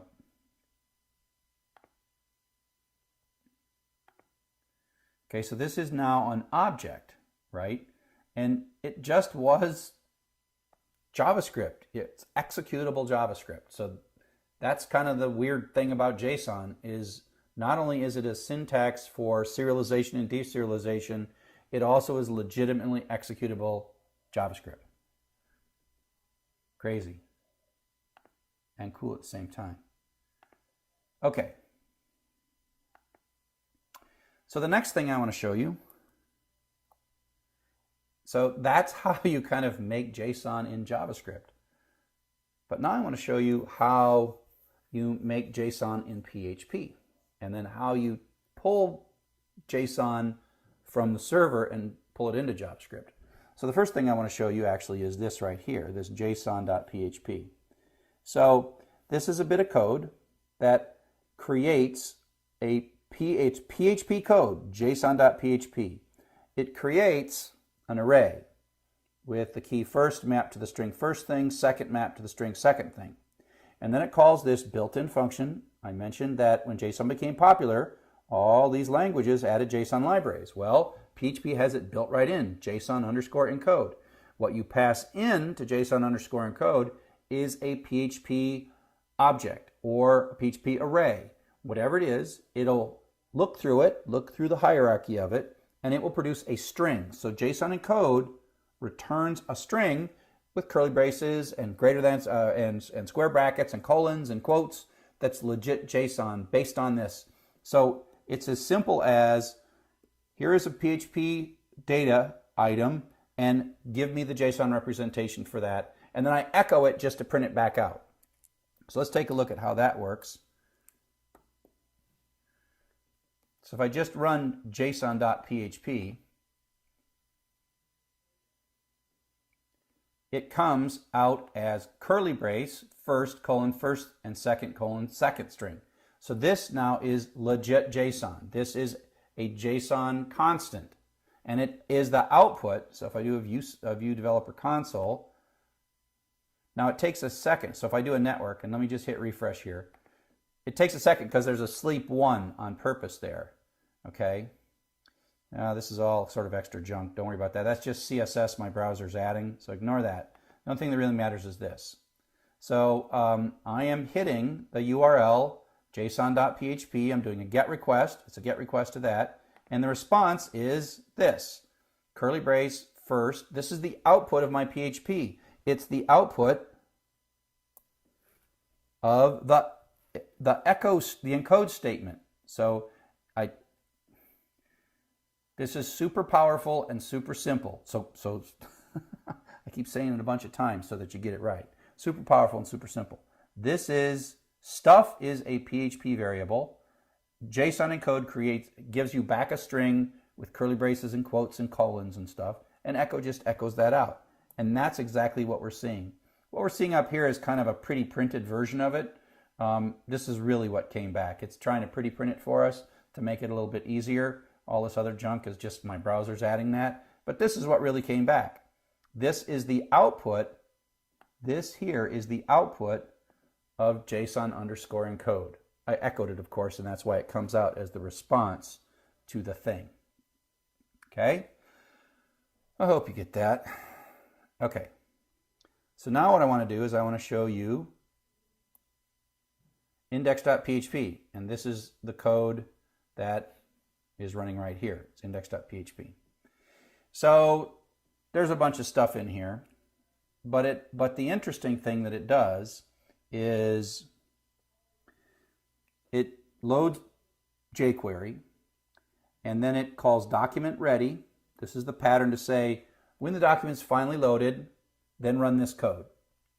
And if you recall, when I did the post code, it said $post. This is a different thing that's kind of like $post, but it's called $getJSON, which means it's going to do a GET request and pull back to a URL and then pull back the data. Okay, so it's going to call the URL json.php, and then it's going to do a request. Then when the response comes back, it is going to call us and call us this function, the second parameter, which is our function, and call us and pass in the data. But the difference is, this point, it's not a string. It's a JavaScript object or list, which means it's been parsed, right? So the curly brace in this case is an object with a variable, with a method, or with a key of first and second, okay? And so it's already parsed. And so then what I can do is I can just say data.first. And what is data.first? Well, that's the string that's the key first in the return JSON. And away we go. And we'll just console log it so we can kind of see it. So let me clear this. Clear that. So if I view the network here, JavaScript console, if I view the JavaScript console, let me clear this, and then I'll hit the refresh. So this index, let me just do a view source, view page source, there we go. So here we see it all. It loads jQuery, and it says when this document is done loading, then go grab some JSON, and then it's really only it's gonna put some stuff in here. Starts, the word before is in ID equals back, $back says go find the tag with the ID back, and changes HTML to data first. That's data sub first, I guess, is the best way to think about that. And it says before. And then it does some console messages. So watch this. It's going to be cool in slow motion. Let's see. Should I see the console messages or the network?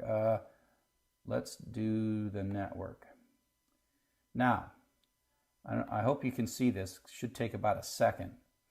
First thing, when I hit refresh, it's going to say before, and then a second later, it's going to turn to first thing. So watch when I hit refresh. It says before. Now it's getting some JSON. Oh, it retrieved the JSON and pulled something out of the JSON.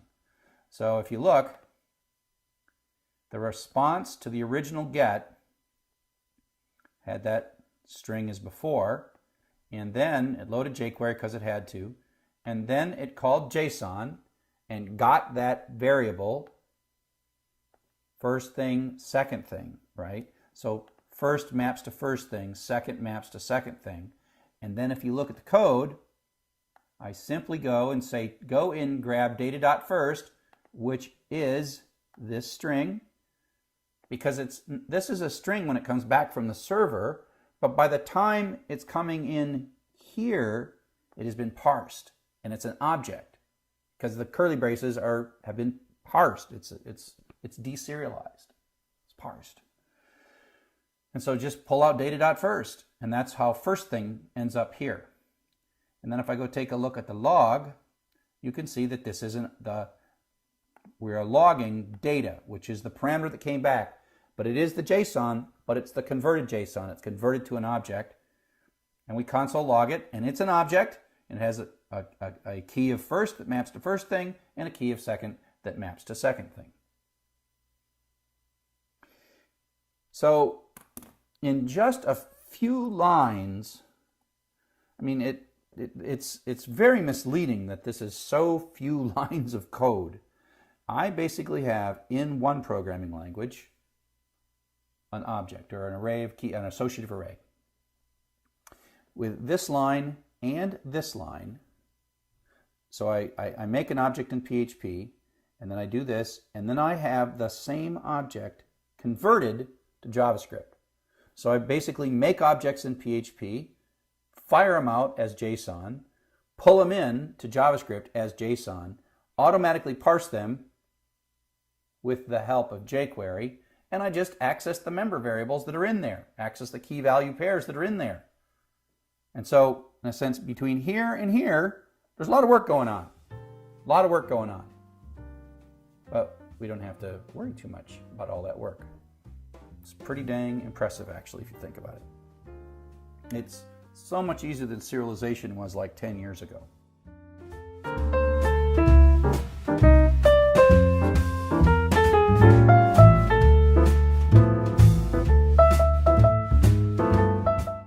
So let's talk about an application that is going to make use of some of this. So this is one that I really like. It's basically a chat with an asynchronous updating of the chat data. Okay, and so at the beginning of this, now let's just play with it first. So here is this application running. And basically, the idea is I can say hi, and it says hi back to me.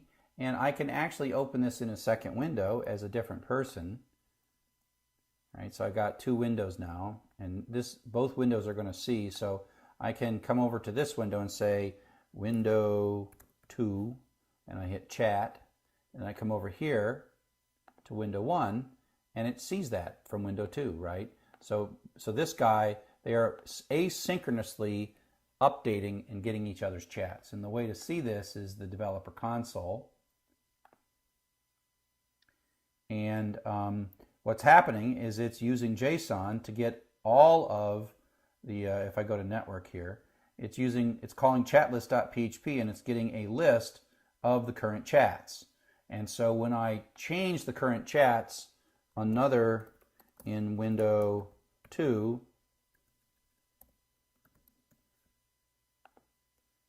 a moment later it goes and grabs it with another chatlist.php, and so there's a third chat. And so it's using JSON and jQuery and a timer loop to sort of keep all these windows simultaneously up, okay, and going at the same time.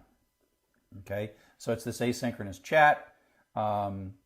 And then I can reset all the chats, and then this guy will reset as well. I don't have to hit the reset both sides because a couple of seconds later. So that's what's going on with this chat. So let's examine some of what's going to happen here. So the first thing that we've got is the standard posting request response cycle stuff. And if it's a reset, we're going to store the chat. We're going to store the chats as just an array in the session, because we don't want to use a database quite yet. And so if we get the reset button set, which we can just say is set post reset, because we named the reset button reset in the HTML. And we change the session, and then we redirect back to ourselves. If there's a message, it actually creates either an array if it needs to, but then it puts in the date and the actual message that came in and redirects. Okay, and so this post will take this array of chats and go ch. And so if we see that in the code, we see this array of chats. We see this array of chats that comes back. Well, now the chats it's an array, it's an empty array because I just reset it, okay? Okay, so that is the top part of this file. Then down here in the middle, we load jQuery, and then we go down and we see the chat code. And here we got a basic form that posts back to ourselves. We have a text field, we have a submit. I've got a little link to chatlist.php in here as well. And then we got a reset button. And then we have a div. And it's called chat content with an ID of chat content. We stick this ID in because we can grab that with jQuery, right? And we put a spinner in there. Okay? We put a spinner in there so that it shows loading with an alt text of loading, so the spinner is there while it's loading. Then, continuing down, we have a function called update messages. Okay? And what this basically does is it'll start on a timer every 4 seconds, and we'll talk about how the timer works. It does a log. It does an AJAX call to get to this URL called chatlist.php. Cache equals false keeps your browser from only retrieving it once and believing that it already has the data. It does this by adding a get parameter of the time so that it forces the browser to get a new one every time. And if we have a success, then we get the JSON data back and we log it. We log the actual data. We empty out the chat content, and you will see that this is a list. It's a list of an array of arrays with message, comma, date on it. And so we write a for loop. This is a JavaScript for loop, right? And so for var equals I less than data to length I plus plus, that's going to loop through all the chat messages, and then it pulls out the chat message, and the sub 0 entry is the actual message, and the sub 1 entry is the date of the message. And then once that's all done, so once we have cleared out the chat content and read the data from the return JSON and stuck it into the chat content of div, we empty it out and then we append line, line, line, a paragraph, paragraph, paragraph. Each of these things is a separate paragraph. And then we do a set timeout. This is a JavaScript call, not a jQuery call, that says wait 4 seconds and then call ourselves again. So update message sort of grabs the data, empties out the chat div, and then puts all the chats in the chat div, and then says call me again in 4 seconds. And so it calls, it defines the function, then says startup complete, and then it calls update message once at the beginning of the program to get the whole thing started. So it retrieves the messages right away. Now, one of the things I should probably do here is I should probably just put this sleep in all the time. In chatlist.php, all it does is it sends back JSON to our application. And sleep 5 makes it so the thing moves slowly enough so we can see what's happening. And I should probably just leave the sleep 5 in all the time. And so header content, so we put a content type header in. This is good hygiene. Everything we've done so far, it's been application text content type, but by telling it it's real JSON, that's good. So this is a good thing to put into before any data has been sent. It's another header, just like location header, except this is a content type header saying what I'm about to send you is not just HTML, it's not text, it's not a JPEG image, it is actual JSON, and it's going to be an UTF character set.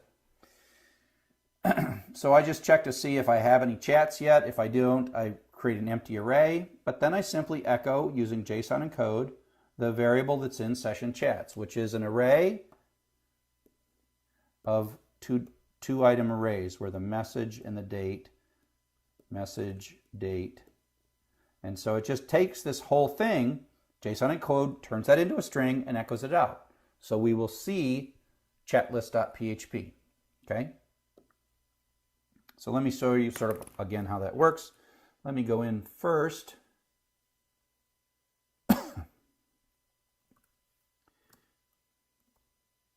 Oops, come back. Hang on. So in chatlist.php, I'm going to uncomment this 5-second sleep just because it makes it easier to see what's going on. Okay. So I'm going to clear the console log and then sort of start fresh. I'm going to hit index.php, and what we see is we see the spinner because we haven't yet overwritten what's in the chat content div. So there's a chat content div. Go back and take a look. There's a chat content div. Now we've asked for chatlist, but chatlist is taking a long time. So, but finally chatlist came back, and so we got no chat messages, but we did overwrite the spinner. So the spinner's gone now. Okay, so now I'm going to go over into the other window and I'm going to type yo. And then I'm going to come back and we're waiting, and at some point our 4-second timer is going to expire, but remember it sleeps 5 seconds, so it's going to be around 9 seconds. So at some point down here, there we go. So at some point we did this JSON request. It's going to happen every 4 seconds now. We did this JSON request and we emptied out that chat content div, and then we got back an array of arrays. So this is the first element of this is the message. The second element is the date of the message. So we looped through this little list, we wiped this out, and then we looped through the list and put it in. So I'm going to go over in the other screen and I'll put a second message in. So I'm going to hit chat. Now we'll come over here, and in a moment it's going to do another 4-second timeout and then 5-second delay, and then it will get another one. So here we go. We just got another one. I think. Oh, it's waiting. It's not done yet. It's starting. Now we got a response. So that was the 5 seconds. Okay. So now you see we have 2 messages. So that little JavaScript for loop clears this whole div out, and then it loops through and prints out the message and the date of the first one, the message and the date of the second one, and it puts that thing out. And so that's how we achieve this, right? It's basically, if we take a look at the code,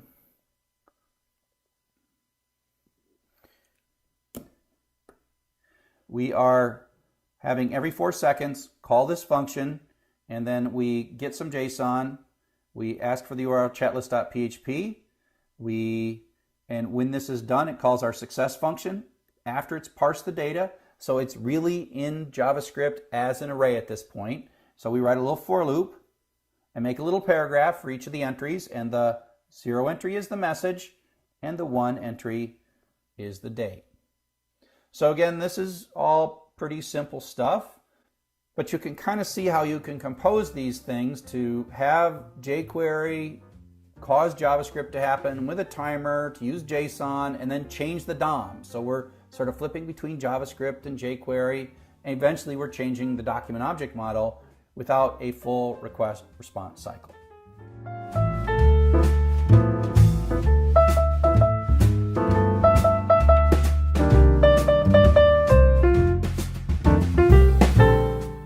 So I want to continue our discussion of jQuery and JSON and just do a small modification to our CRUD application, our create, read, update, and delete application.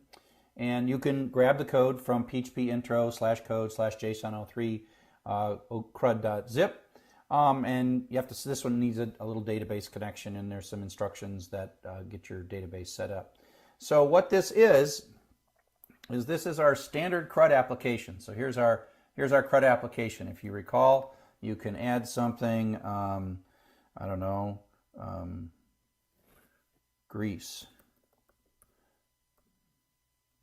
10, 10. And so we can delete things. Remember all these, it's our CRUD application. But I've done something different in this CRUD application. I've actually used JSON to give us the list of, in this add. And so it's sort of like a hybrid thing. So we have JSON that we can look at. And so there's this, what I've done is let me take a quick look at the code that the way it used to work.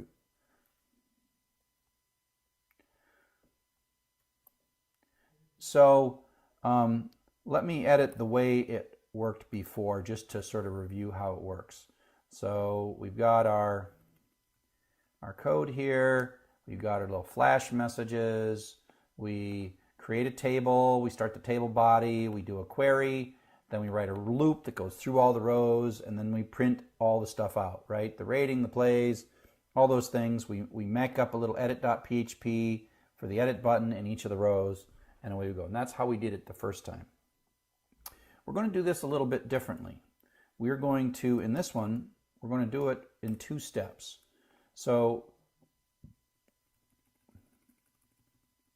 we are going to do this in JavaScript with jQuery and pull the list of the tracks using JSON. So I need to have an HTML entities inside of JavaScript because I don't want to have HTML injection. And so I make a function that does that. I have standard, these are just flash messages so I can see if add worked or not. And then I do this interesting thing where I make a table, right? I have a table with a border of 1, I have a table body, and I give it an ID, okay? So I've got a table body where that's nothing. It's totally empty.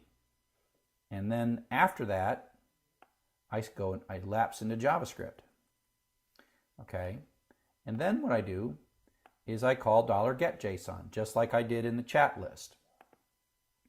And I call getJSON.php, and I have a function that is called when that JSON is successful and parsed. Okay, so getJSON.php, and I set a variable found. Now data itself is going to be a list, and that's because that's what it does. It makes an array of the rows, and then it JSON encodes the exact rows and then gives them to me in JSON. So it is a list. It has a length. It's a full-fledged JavaScript object at this moment. So I loop through and I pull out the row, and the row has key value pairs. So let's take a look at what the row looks like. If I go here and I say getJSON.php, so this is what the JSON is going to look like. This is JSON. It's a list, and title, plays, rating, ID. That is the data coming straight from my database. And if I take a look at the code, all I did was did a fetch, and I created an array of rows. Now each row is an array, so this is like an array of arrays, and that's why it looks like this. Actually, it's an array of objects because they're key value pairs, sorry. So row is an associative array. Rows is a linear array. Row is an associative array. So this is a linear array of associative arrays, which in JavaScript becomes a linear list of JavaScript objects. And key, that's the column from the table, key value pair, key value pair, key value pair. So getJSON, again, just reads all these things, select title, plays, rating, and ID from tracks, and then loops through that result set, and then encodes it at the very, very end. I probably should put a header here to indicate that it's a application JSON to be cleaner, but we get away with it. And so I have this each of these items. In this case, there's going to be 2 of them, right? 2 of those items. Each of these items, I'm going to log it. And then what I do is I go with jQuery and I grab my tab. Now my tab is this table body, and I'm going to append some HTML to the end of it. And it's this big long string. It's a table row, table identity, HTML entities of the entity title. This looks a lot like the old PHP that I had, except now I'm doing this. So let's take a look at the index.old. Right? So I was doing all these echoes of the data. This was doing it all in PHP, but now the PHP has sent JSON to the JavaScript, and now I'm doing the exact same thing in JavaScript. And so I end the table and start a new one, table the TD, and I put out the plays and the rating, and then I create the href for the edit tag, and I take the ID, right? The ID is this guy right here, it's 1, right? It gives me that number, and I can put that in. And I create a delete. And so this basically creates the table rows, right? So if I hit index.php, if I do a view source here, if I do a view source, you will notice the table doesn't have anything in it. And that's because the JavaScript is actually what put that code in. I put these things came from JavaScript. These lines in the table came from JavaScript. Okay? And so this is, I mean, it's not that super amazing. I mean, if it goes through this loop and it doesn't find any data, then it just says no entries are found.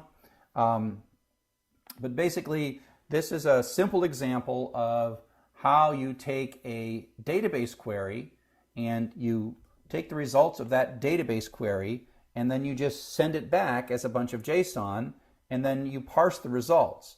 Now, you could debate what's the best way to do it. Is this the better way to do it?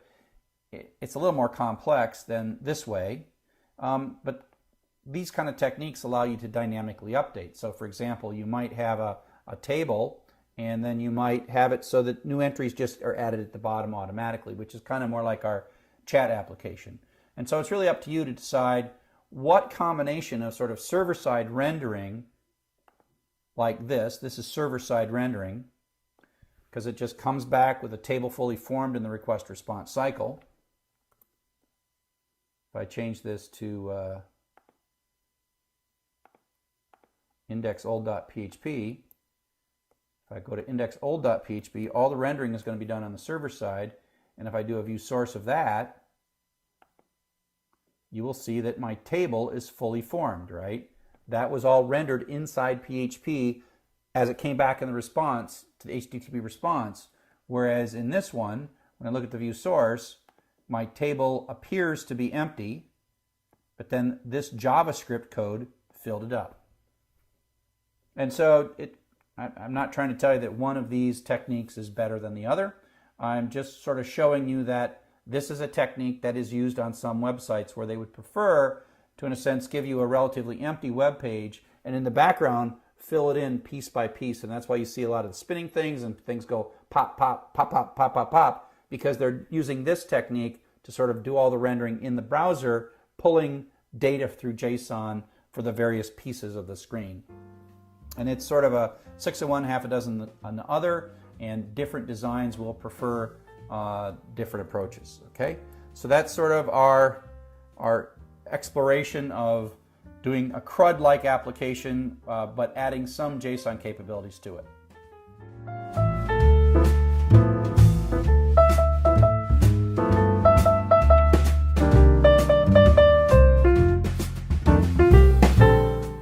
And welcome to Web Applications for Everybody. We are going to go in this bit of a code walkthrough of the autograder, the assignment for profiles, positions, and education. And so there's two real learning objectives for this. One is we want to do a little bit of exercising in JSON, but we're also going to end up with a many-to-many relationship. And so, like always, I've got a whole bunch of things that you're supposed to do and how you're supposed to do this. And again, it builds on the previous one. So if I assume you've watched all the previous ones or you have the previous assignments working. So, so let's go ahead and just run this code and demonstrate it.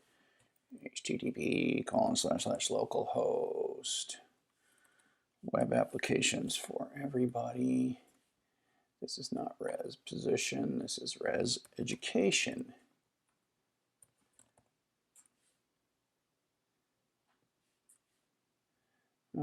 I got stuff in the database. Let's see what I got. Profile. Let's just get rid of all of them. That didn't work. So let's just go here. Delete from profile with no where clause. Delete from profile with no where clause. Sometimes it's nice, no where clause.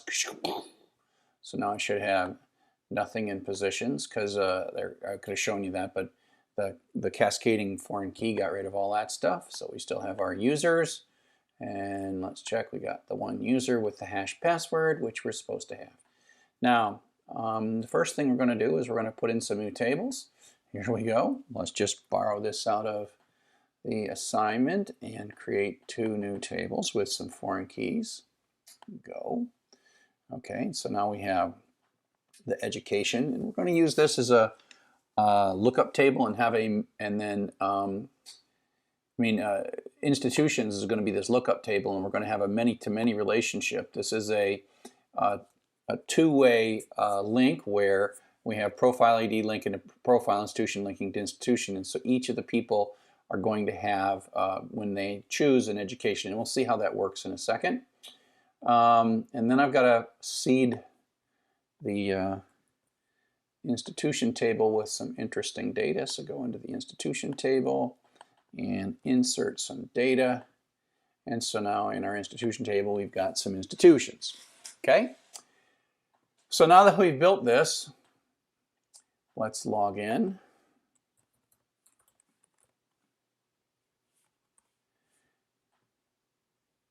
Hit the cancel. UMSI. Image.edu.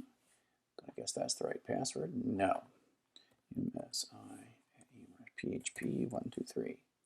My browser's keeping those passwords. Okay, add the new entry. So a lot of this looks the same. Got first thing in the position, it's like from before.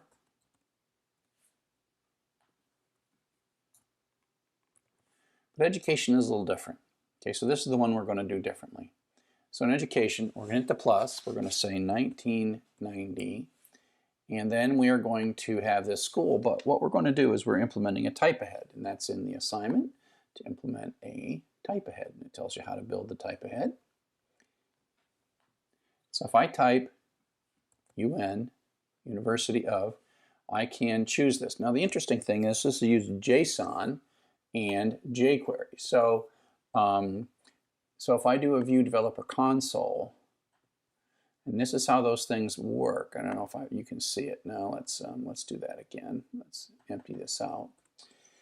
Basically what happens is you've told jQuery that as people type, call server-based code for the prefix. And so there's a database query that's going into this database table here looking for prefixes UN. So if I type UN, you see that it actually made a query. And in that query, if you look at the response to that query is a little table, right, of all the, and that did a select using a like clause. Select using a like clause. Like is kind of a wild card. Percent is like the wild card character. So this is going to be UN percent, like university, UN percent, and then that matches those prefixes. Now, when I pick one of these things, it really is still all in the browser. It's all jQuery, and this is still just a text field. There's nothing tricky here. This is a sort of an intelligent text field. Let's move this over. Let's make this wider. This is an intelligent text field that that now has a value of University of Michigan.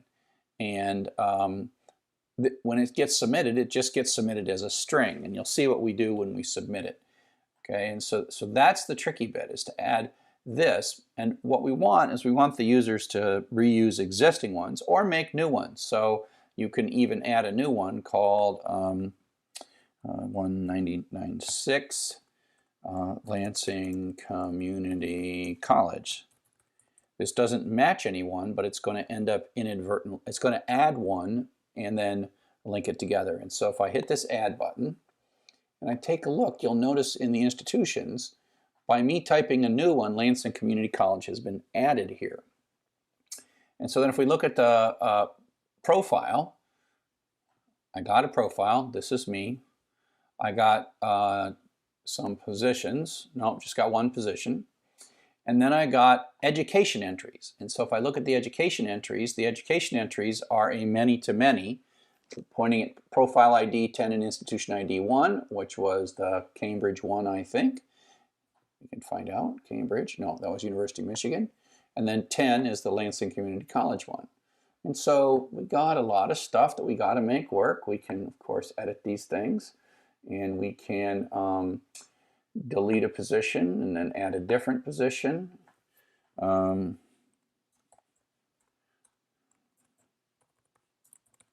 Pizza Hut. And of course we have some code that shows these things with a little bit, some queries that put all this together and print that all out. And so that's kind of how it works. I'll go ahead and delete it and then log out. And so that's pretty much how it works. Up next, we're going to talk a little bit about the code and walk through the code. Okay, so now we're going to take a look at the code. And I think I'm going to focus this time on the edit code. In other ones, I focused on the add code. You know, the idea is not to give you all the code, but to be able to have you work the pieces out together. So let's take a look at edit. This is quite a bit more complex. It depends heavily on the util code. I keep moving more and more of the code that's like between add and edit into util, just because I don't like repeating myself. And the head code's important as well, so we'll take a look at the head code. And so really I've got jQuery, I've got some CSS in here for Bootstrap and jQuery, and then jQuery UI. And jQuery UI is where this little autocomplete thing comes from. And I give you this head guy in the handout, so you can just borrow that. So again, this looks pretty familiar now. We got some util stuff. We got the script protecting itself. We got handling the cancel button. We're demanding a profile ID get parameter right there. If there isn't one, it just blows up and gets mad. And then it basically makes sure that we do have a profile. It's also validity checking this number now by reading this across and doing the select for the profile. And this and user ID equals the session. This is the way to, if you'll notice, now you're supposed to do this where if you look at the profile, there's also a foreign key into the user table. And so what I'm looking for is, I'm not just letting anybody, I'm protecting myself, that you can't just put a profile and it doesn't belong to you. That has to also match the user ID, right? So that's what I'm saying here. If the profile ID is the one from from the request, and the session ID is the user ID is the one from the session. And I'm only going to let you retrieve profiles that belong to you. That's kind of what I'm saying there. Okay, and so this is, at this point, you know, that was mostly security and checking and making sure and being safe, et cetera, et cetera, et cetera. So then we have our post code, and it should look familiar. The validate profile code, validate position, that's all in util. There it is, validate profile. And it's basically returning a true or an error string. And if it's a string, I do the error. And if the positions are wrong, I do an error. My whole goal is to make sure that the profiles are valid. Okay. And it looks like I did not validate the education. So I should do that. I guess I should. Let's do this. Should validate education.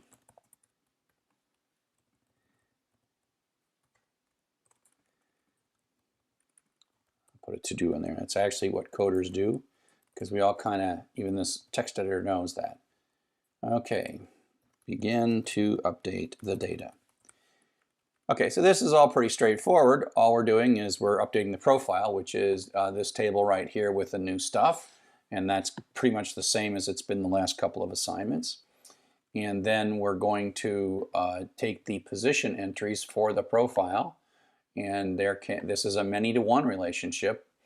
Let's go ahead and change this. Let's get 2 positions in here. 1980. Pizza Hut, save. So now we got 2. Let's go back here, browse. we've got 2, right? 2 positions for a profile. This is a many positions to one profile. So that's a many to one relationship. Okay, so this is the old trick, right? In the middle of the edit, I might have deleted one of these things and added another one. And so what I'm going to do is I'm going to delete all the old ones. Okay, all the old ones, and then add the new one. And so I'm going to wipe them all out. So delete from position where profile equals. Now we already know that this is good because we tested it way far above. And then I've moved the code to insert the positions. It's the same as the previous assignment, but I've now inserted it into this util code. Here is insert positions.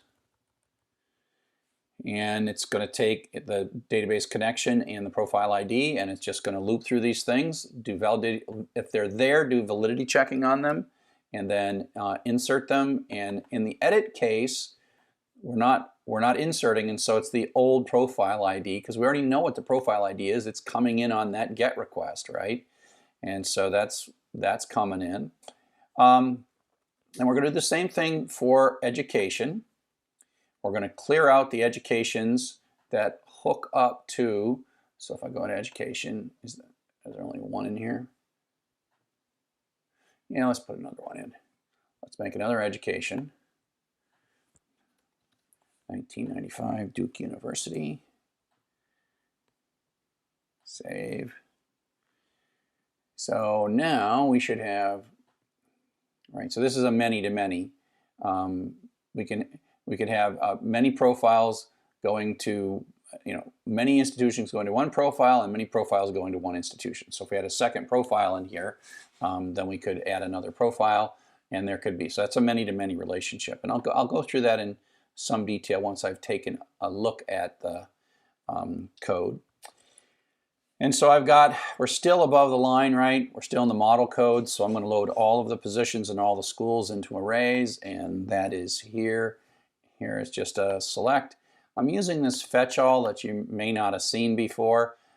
When you have a select that's going to return multiple rows, and you just want an array of the rows, and each row, of course, is an array. It's going to be a linear array of rows, and a key value array is each row. You can use this thing called fetch all, and it really is, you've probably seen me do this before, where I just while my way through it, looking to see if the row is, as long as the row is not false, just keep adding on to the end of that array. But that's built right into PDO. And you might think, oh, that's going to do a lot of rows. Well, you're supposed to use limits and clauses and things to make sure that in any query you're doing, you're not bringing back a billion records. So this fetch all turns out to be a really useful thing, and it replaces 4 lines of code with 1 line of code. And so, I'm going to just do the same thing. I've got pulling the institutions in, and you can kind of see this when you're looking at the view guy. This is the, that's going to give you 1, 2 educations and 1, 2 positions, and that's what these give you back is an array where each one of these is a row, okay? And so in edit, I load them up, I leave them in positions in schools, because the first thing you always have to do in edit is you have to read what's in the database and you have to render it in forms, right? So you've got to make this, if you inspect this element, we take a look at it, this pattern is kind of the same. Well, the edu year one, that one we haven't done yet. So let's look at the positions. Inspect the positions. So year 1 and then desk 1. Remember the pattern, year 1, desk 1, and then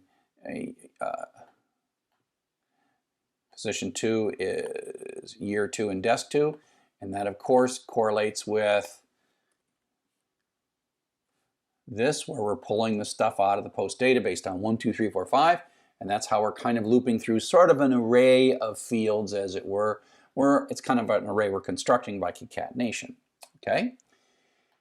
And so if we take a quick look at this education code, there's a plus there. And let's just take a look at the JavaScript, although this should be familiar to you because it's not that different.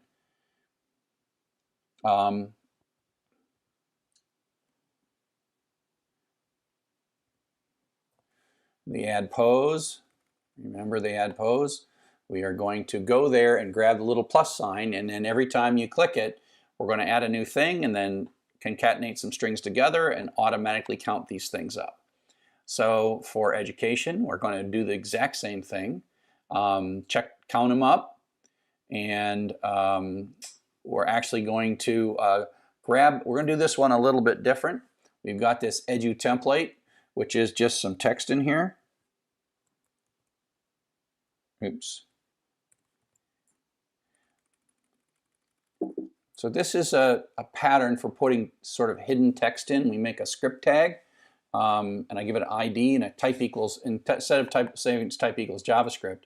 And now this is just a little string, and I'm going to replace this @count with the number. So you see this @count, I just made this up. So I'm doing a string replace. Let's go up here, and I am doing right here, I'm going to grab the source. That is that text down there. Then I am going to do a replace of @count with a little number. And so it's kind of doing the same thing as this is. It's just a little, it's 6 of one, half a dozen of the other. This is kind of ugly and a little harder to get syntactically correct. I'm using kind of a template in this second one. Okay. Okay, so that's how we do that. But we also then have to, I kind of skipped ahead here. We have to, when we're showing this page, we have this array of schools and we have an array of positions. And if there is more than 0 schools, we have to loop through, and we're going to start with this variable count edu. Now the interesting thing is this is a PHP variable for now. It's the same name as the one we used in JavaScript. You'll see this in a second. So what I have to do is I have to construct the markup. So when I just display it, these markups are coming from PHP, looping through the existing things that it pulled out of the database. Okay? And so we make the div. If there's some schools, we put out the div edu1. That's probably easiest to show the position because you're kind of familiar with that. So we have the plus value for the add pose. We have the div. You'll notice that, let me go down here a bit. If there are nothing here, we just have an empty div, and that's where we'll put the new ones. So we have count positions here, and then we put out the div, we give it an ID. Based on count position, we get input type equals text, year 1, year 2, year 3, and then we take the old data, the old year out of the position, and then we take the old description out of the position, taking care to call HTML entities, and we construct the jQuery to get rid of it. So we're constructing this little minus sign to say go to # position 1 and remove it. So if I go like this, position 1, it goes away. Poof. Right? So that's generating this, and away you go. And we do a similar thing for the educations. We have an educational counter, we have a little field, we have a little plus, another plus guy, and then we have a field, and it goes round and round and constructs all this markup. So all this markup is coming from PHP, right? The 1, 2, 3, edu year 1, edu school 1, the school, and that's all just strings at this point. Value equals University of Cambridge. This, of course, here has been HTML escaped with HTML entities, away you go. So when this code is all done right here in the server in PHP, we have this variable count pose, which is the number of existing positions that have come out from the server. And then we have our form, and then we go into JavaScript, right? So we're in HTML. So we've exited PHP, we're back in HTML, we're printing out the submit form and the cancel form right here, save and cancel. And now what we're doing is we're saying count pose, this is a JavaScript variable, equals, and now we drop into PHP, the value of the PHP. So I'm going to just refresh this screen and give you a sense of what's going on there. View, page, so this is a trick. This is in effect trickily passing the results of a PHP computation into a JavaScript variable, because I'm going to need that JavaScript variable. See this? So count pose equals 2. There's 2 of them. and that's coming from here. It's just this little 2 is the number of things that were generated from the PHP. So the PHP goes like that. It generates the 1 and the 2. This is probably an easier way to look at it, right? And then the position 1 and 2. And then this way, it means that when we hit the plus button, so I haven't hit the plus button, so if I hit the plus button, it's going to be number 3. So if I hit plus, and inspect this, because count post starts at 2, and the first thing this JavaScript code does is adds 1 to count post. Now we're in JavaScript, and then it builds this new div. So this is the new div, and these were the old 2 divs, and they look the same. And if I do an inspect element, you will see that this is year 3. And count pose is 4 at this point, so if I hit it again, it's going to be year 4. Hit this plus again, then this next one down here is going to be year 4. I haven't submitted anything, I'm just kind of playing with a document object model at this point, okay? And count edu, add edu is doing the same thing. It's just instead of doing this ugly careful string concatenation, it is making a template with this at count that I just made up to be the substitution point for that little number, whatever that little number is, okay? Okay, so that really had nothing to do with JSON, which is one of the things. And so the JSON part is kind of simple and boring. The JSON is jQuery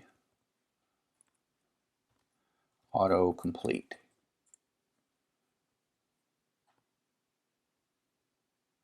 So I'm just using this jQuery autocomplete widget. And this is how it works. You can have a tag, just an input, and then you basically say, hey, let's hook this up and go to this tag and autocomplete with the source of the list. Now this one is showing a list in a JavaScript variable, but you can also make the list come from a PHP file that goes into the server. Okay? And I mentioned this way at the beginning, so let's review this. And so let's take a look at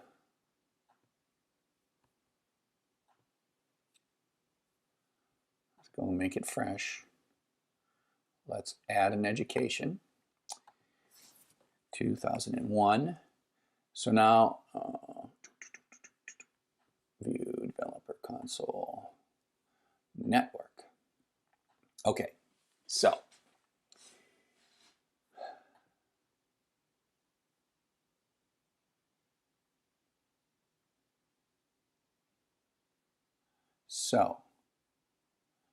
edu school has class equals school.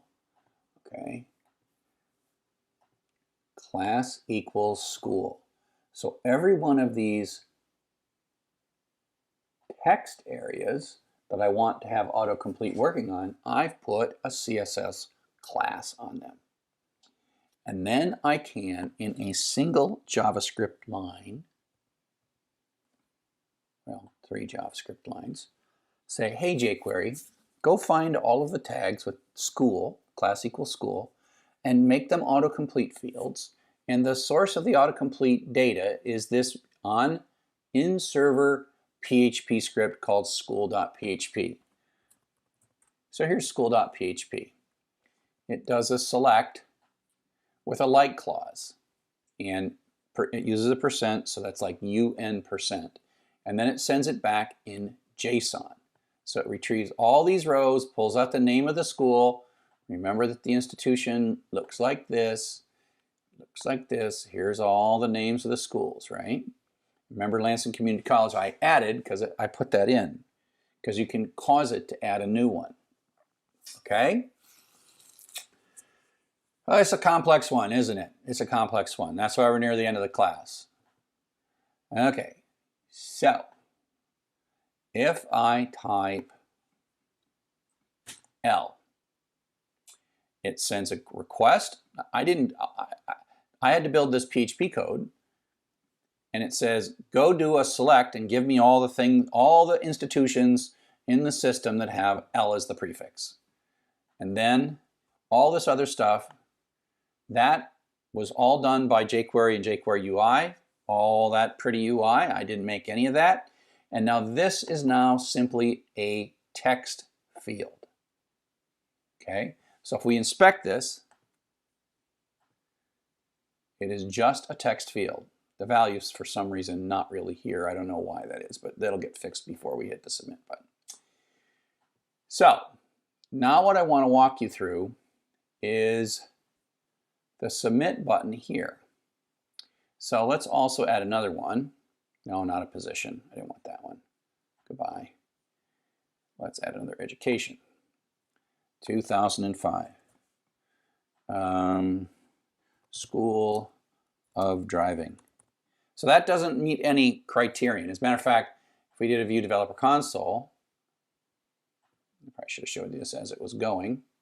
Let's look at the network. School of, so it said, oh, what starts with school of? And the answer is nothing starts with school of, which is okay. We're still allowed. It's just a text field. School of Driving. So the way this works is this is going to be a many-to-many. So we know that Lansing, I'm going to hit the save in a second here and show you what's going to happen. University of Cambridge already exists. Duke University already exists. Lansing Community College already exists. School of Driving does not already exist. And so let's take a look. So school.php was just to get the UI. When we hit the submit button, we're going back to edit.php way at the top, way at the top, way at the top. Insert educations, okay? So it's like you've got Edu Year 1, School Name 1, Edu Year 2, School Name 2, and this is going to do all that stuff. And again, because we're in the middle of an edit, we already know what the profile ID, it's 11. We're also going to use the trick to delete out the old entries, right? We're going to clear out the old position entries, and not the position entries. That's a typo.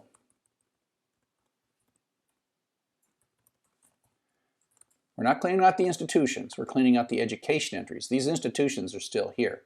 The education entries are the entries that map from a user to a school that indicate that they're at that school. By the way, and we're modeling the year as data. We're modeling the year as data on that many-to-many link. Okay, so let's go to Insert Educations and take a look. This is probably, well, this is the most complex thing we're going to do. So we'll make our screen bigger and we'll make our text smaller because, okay, insert positions, not too bad, right? So here is the Insert Educations. It's got a little more to it. So the first, we're going to go through, we got these we got this post date of Edu Year 1, Edu School 1, Edu Year 2, Edu School 1. That is this data, Edu Year 1, Edu School 1, Edu Year 2, School 2, da da da. If it's non-blank, if it is blank, we're going to sort of, I guess we're not even doing validations because we should have validated it before, but we didn't do it yet. That'd be something you could do, is add cool validation. So the key is we got this variable school, which is the string name school, which is like Duke University. So what we're going to do is we're going to look up in the institution, select institution ID from institution where name equals name. So where name equals Duke University. So we're going to go into institution, where name equals Duke University, and we're going to find one, and so we're going to get a 6 there. So we're going to be good. So that basically says, and we're going to do a fetch. Now remember, if it does not there in SQL, that's not a bad thing. Row becomes false, but it's not like a failure. You said, give me the record where this is true, and the answer is there were none. That's a valid answer, okay? So if the row is not false, that means we got a row. Well, we know what the primary key of that institution is, which is 6. So that means that institution ID is going to be 6. In the case where I just typed in the School of Driving, institution ID is going to still be false, right? We set it to false and we didn't set it to a number. Then I'm going to do an insert into the institution. And so I'm going to insert in the institution table. So I'm going to add one to this. I haven't hit the button yet, so it's not going to do it, but there'll be a new one added. It'll get the number 11 if all goes well. And I'm going to ask PDO, because I just did an insert, and say, hey, what was the institution that you just inserted? What was the primary key? In this case, it'll be 11. And so at this point, by this line right here, I either have looked up the old institution or inserted it. So I don't exactly know nor care which of those two things happened, but I do have this variable institution ID that I know is the primary key of either the old institution that was already there or a one that was just recently inserted. So that's pretty cool. Remember, rank is just my little way of having a sort order. If you go over here, I just make those go up by 1, 2, 3, 4, 5, so I know which order they are in case the years aren't in order. I don't want to order by year, I'm ordering by rank. Okay, so profile ID, it's a many-to-many, right? Profile ID, institution ID, year came from the post data, and rank is the little number. And we're done because I've got that working. So let's go now and see when I hit this button what's going to happen. You'll also see that, well, actually these guys are going to get deleted, but then they're going to get re-added because there's no primary key being built here. This is the many-to-many table that's pointing to two primary keys, a primary key in profile and a primary key in institution. So I'm going to hit the button. I've been threatening to hit the button. Now I'm going to hit the button. Clunk. Okay, so now what we should see is these should be the same. We should see one more because did we add two more? I don't know. We added two more. Oh, Lansing Community College. And then 11, if you look at 11 is the School of Driving. And if we look in the institution table, we see that it inserted an 11 School of Driving. So it ran this. If there was no institution, insert it. So we ran it. We got back this 11. The 11 came back here in PDO insert last insert ID. So that's really good. And then we inserted this record, the 1111, profile 11, institution 11. And so now there are four education, four educations, and so we see four educations. And it all works. So that's a bit of a walkthrough of this really complex and important thing where we're starting to show, as we go forward, there'll be increasing ways to use JSON to back end what we're doing in JavaScript and changing the UI. So I hope you found this interesting, and I hope you do well on this assignment.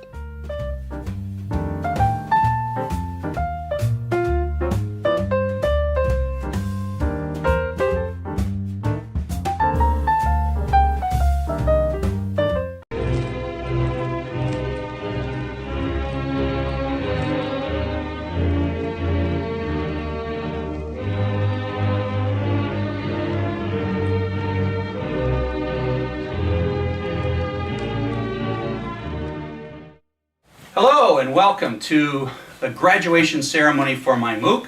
I'm of course Dr. Charles Severance, and I'm your instructor, and I'll be awarding you your certificate when the time comes. I really appreciate the fact that you've stuck with the class long enough to get a certificate.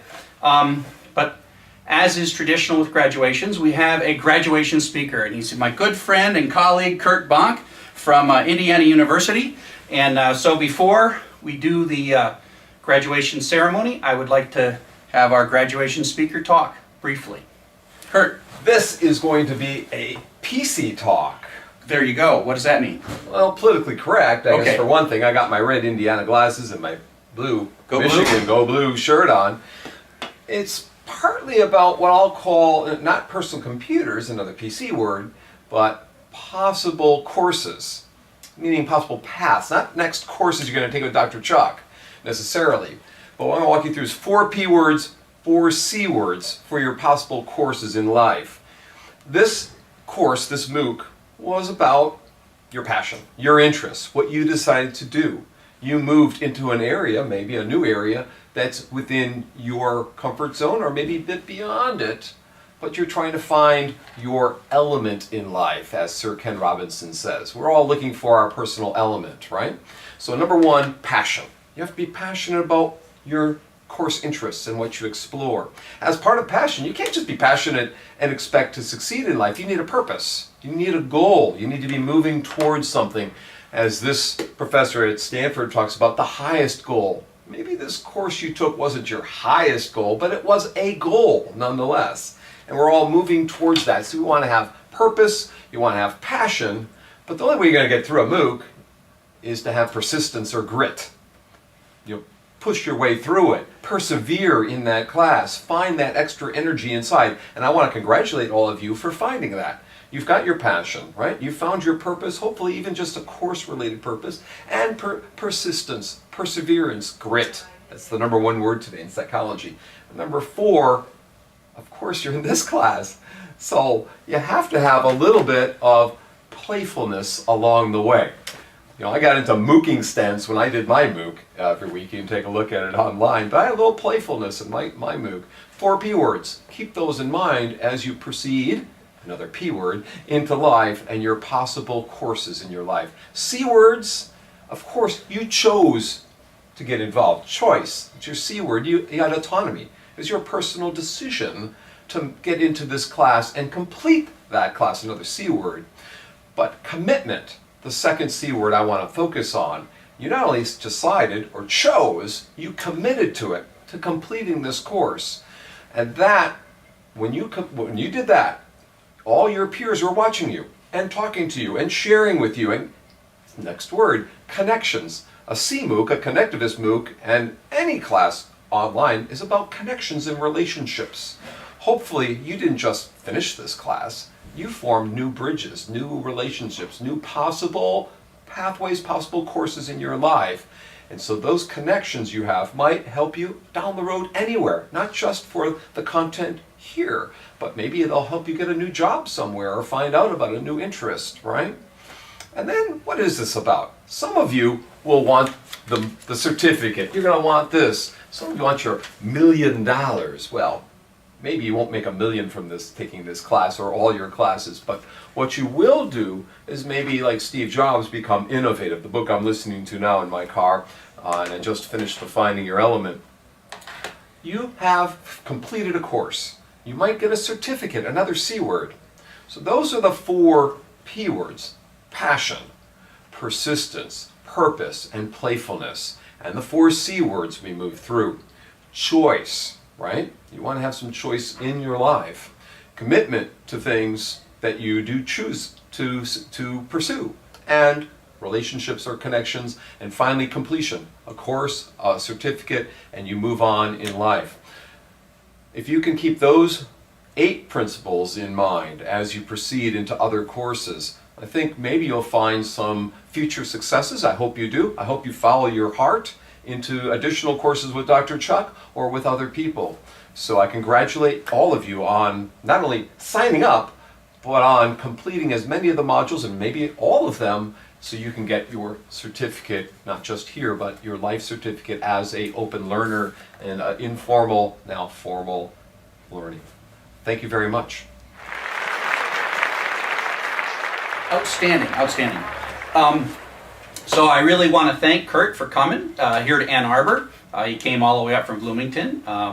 And so Kurt and I have done a number of things together. Just to be here with Chuck, you know. Oh, no, that wasn't it. He had another reason to be here. So we figured we would tape this.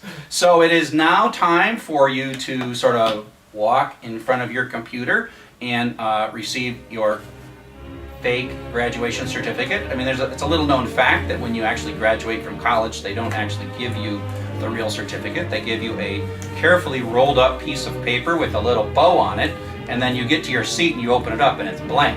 But that's what we're going to do again, and you can print your own certificate or badge depending on the course that you've taken. And so it is time for you to get up and sort of walk in front of your television or your laptop, and I will hand you your certificate.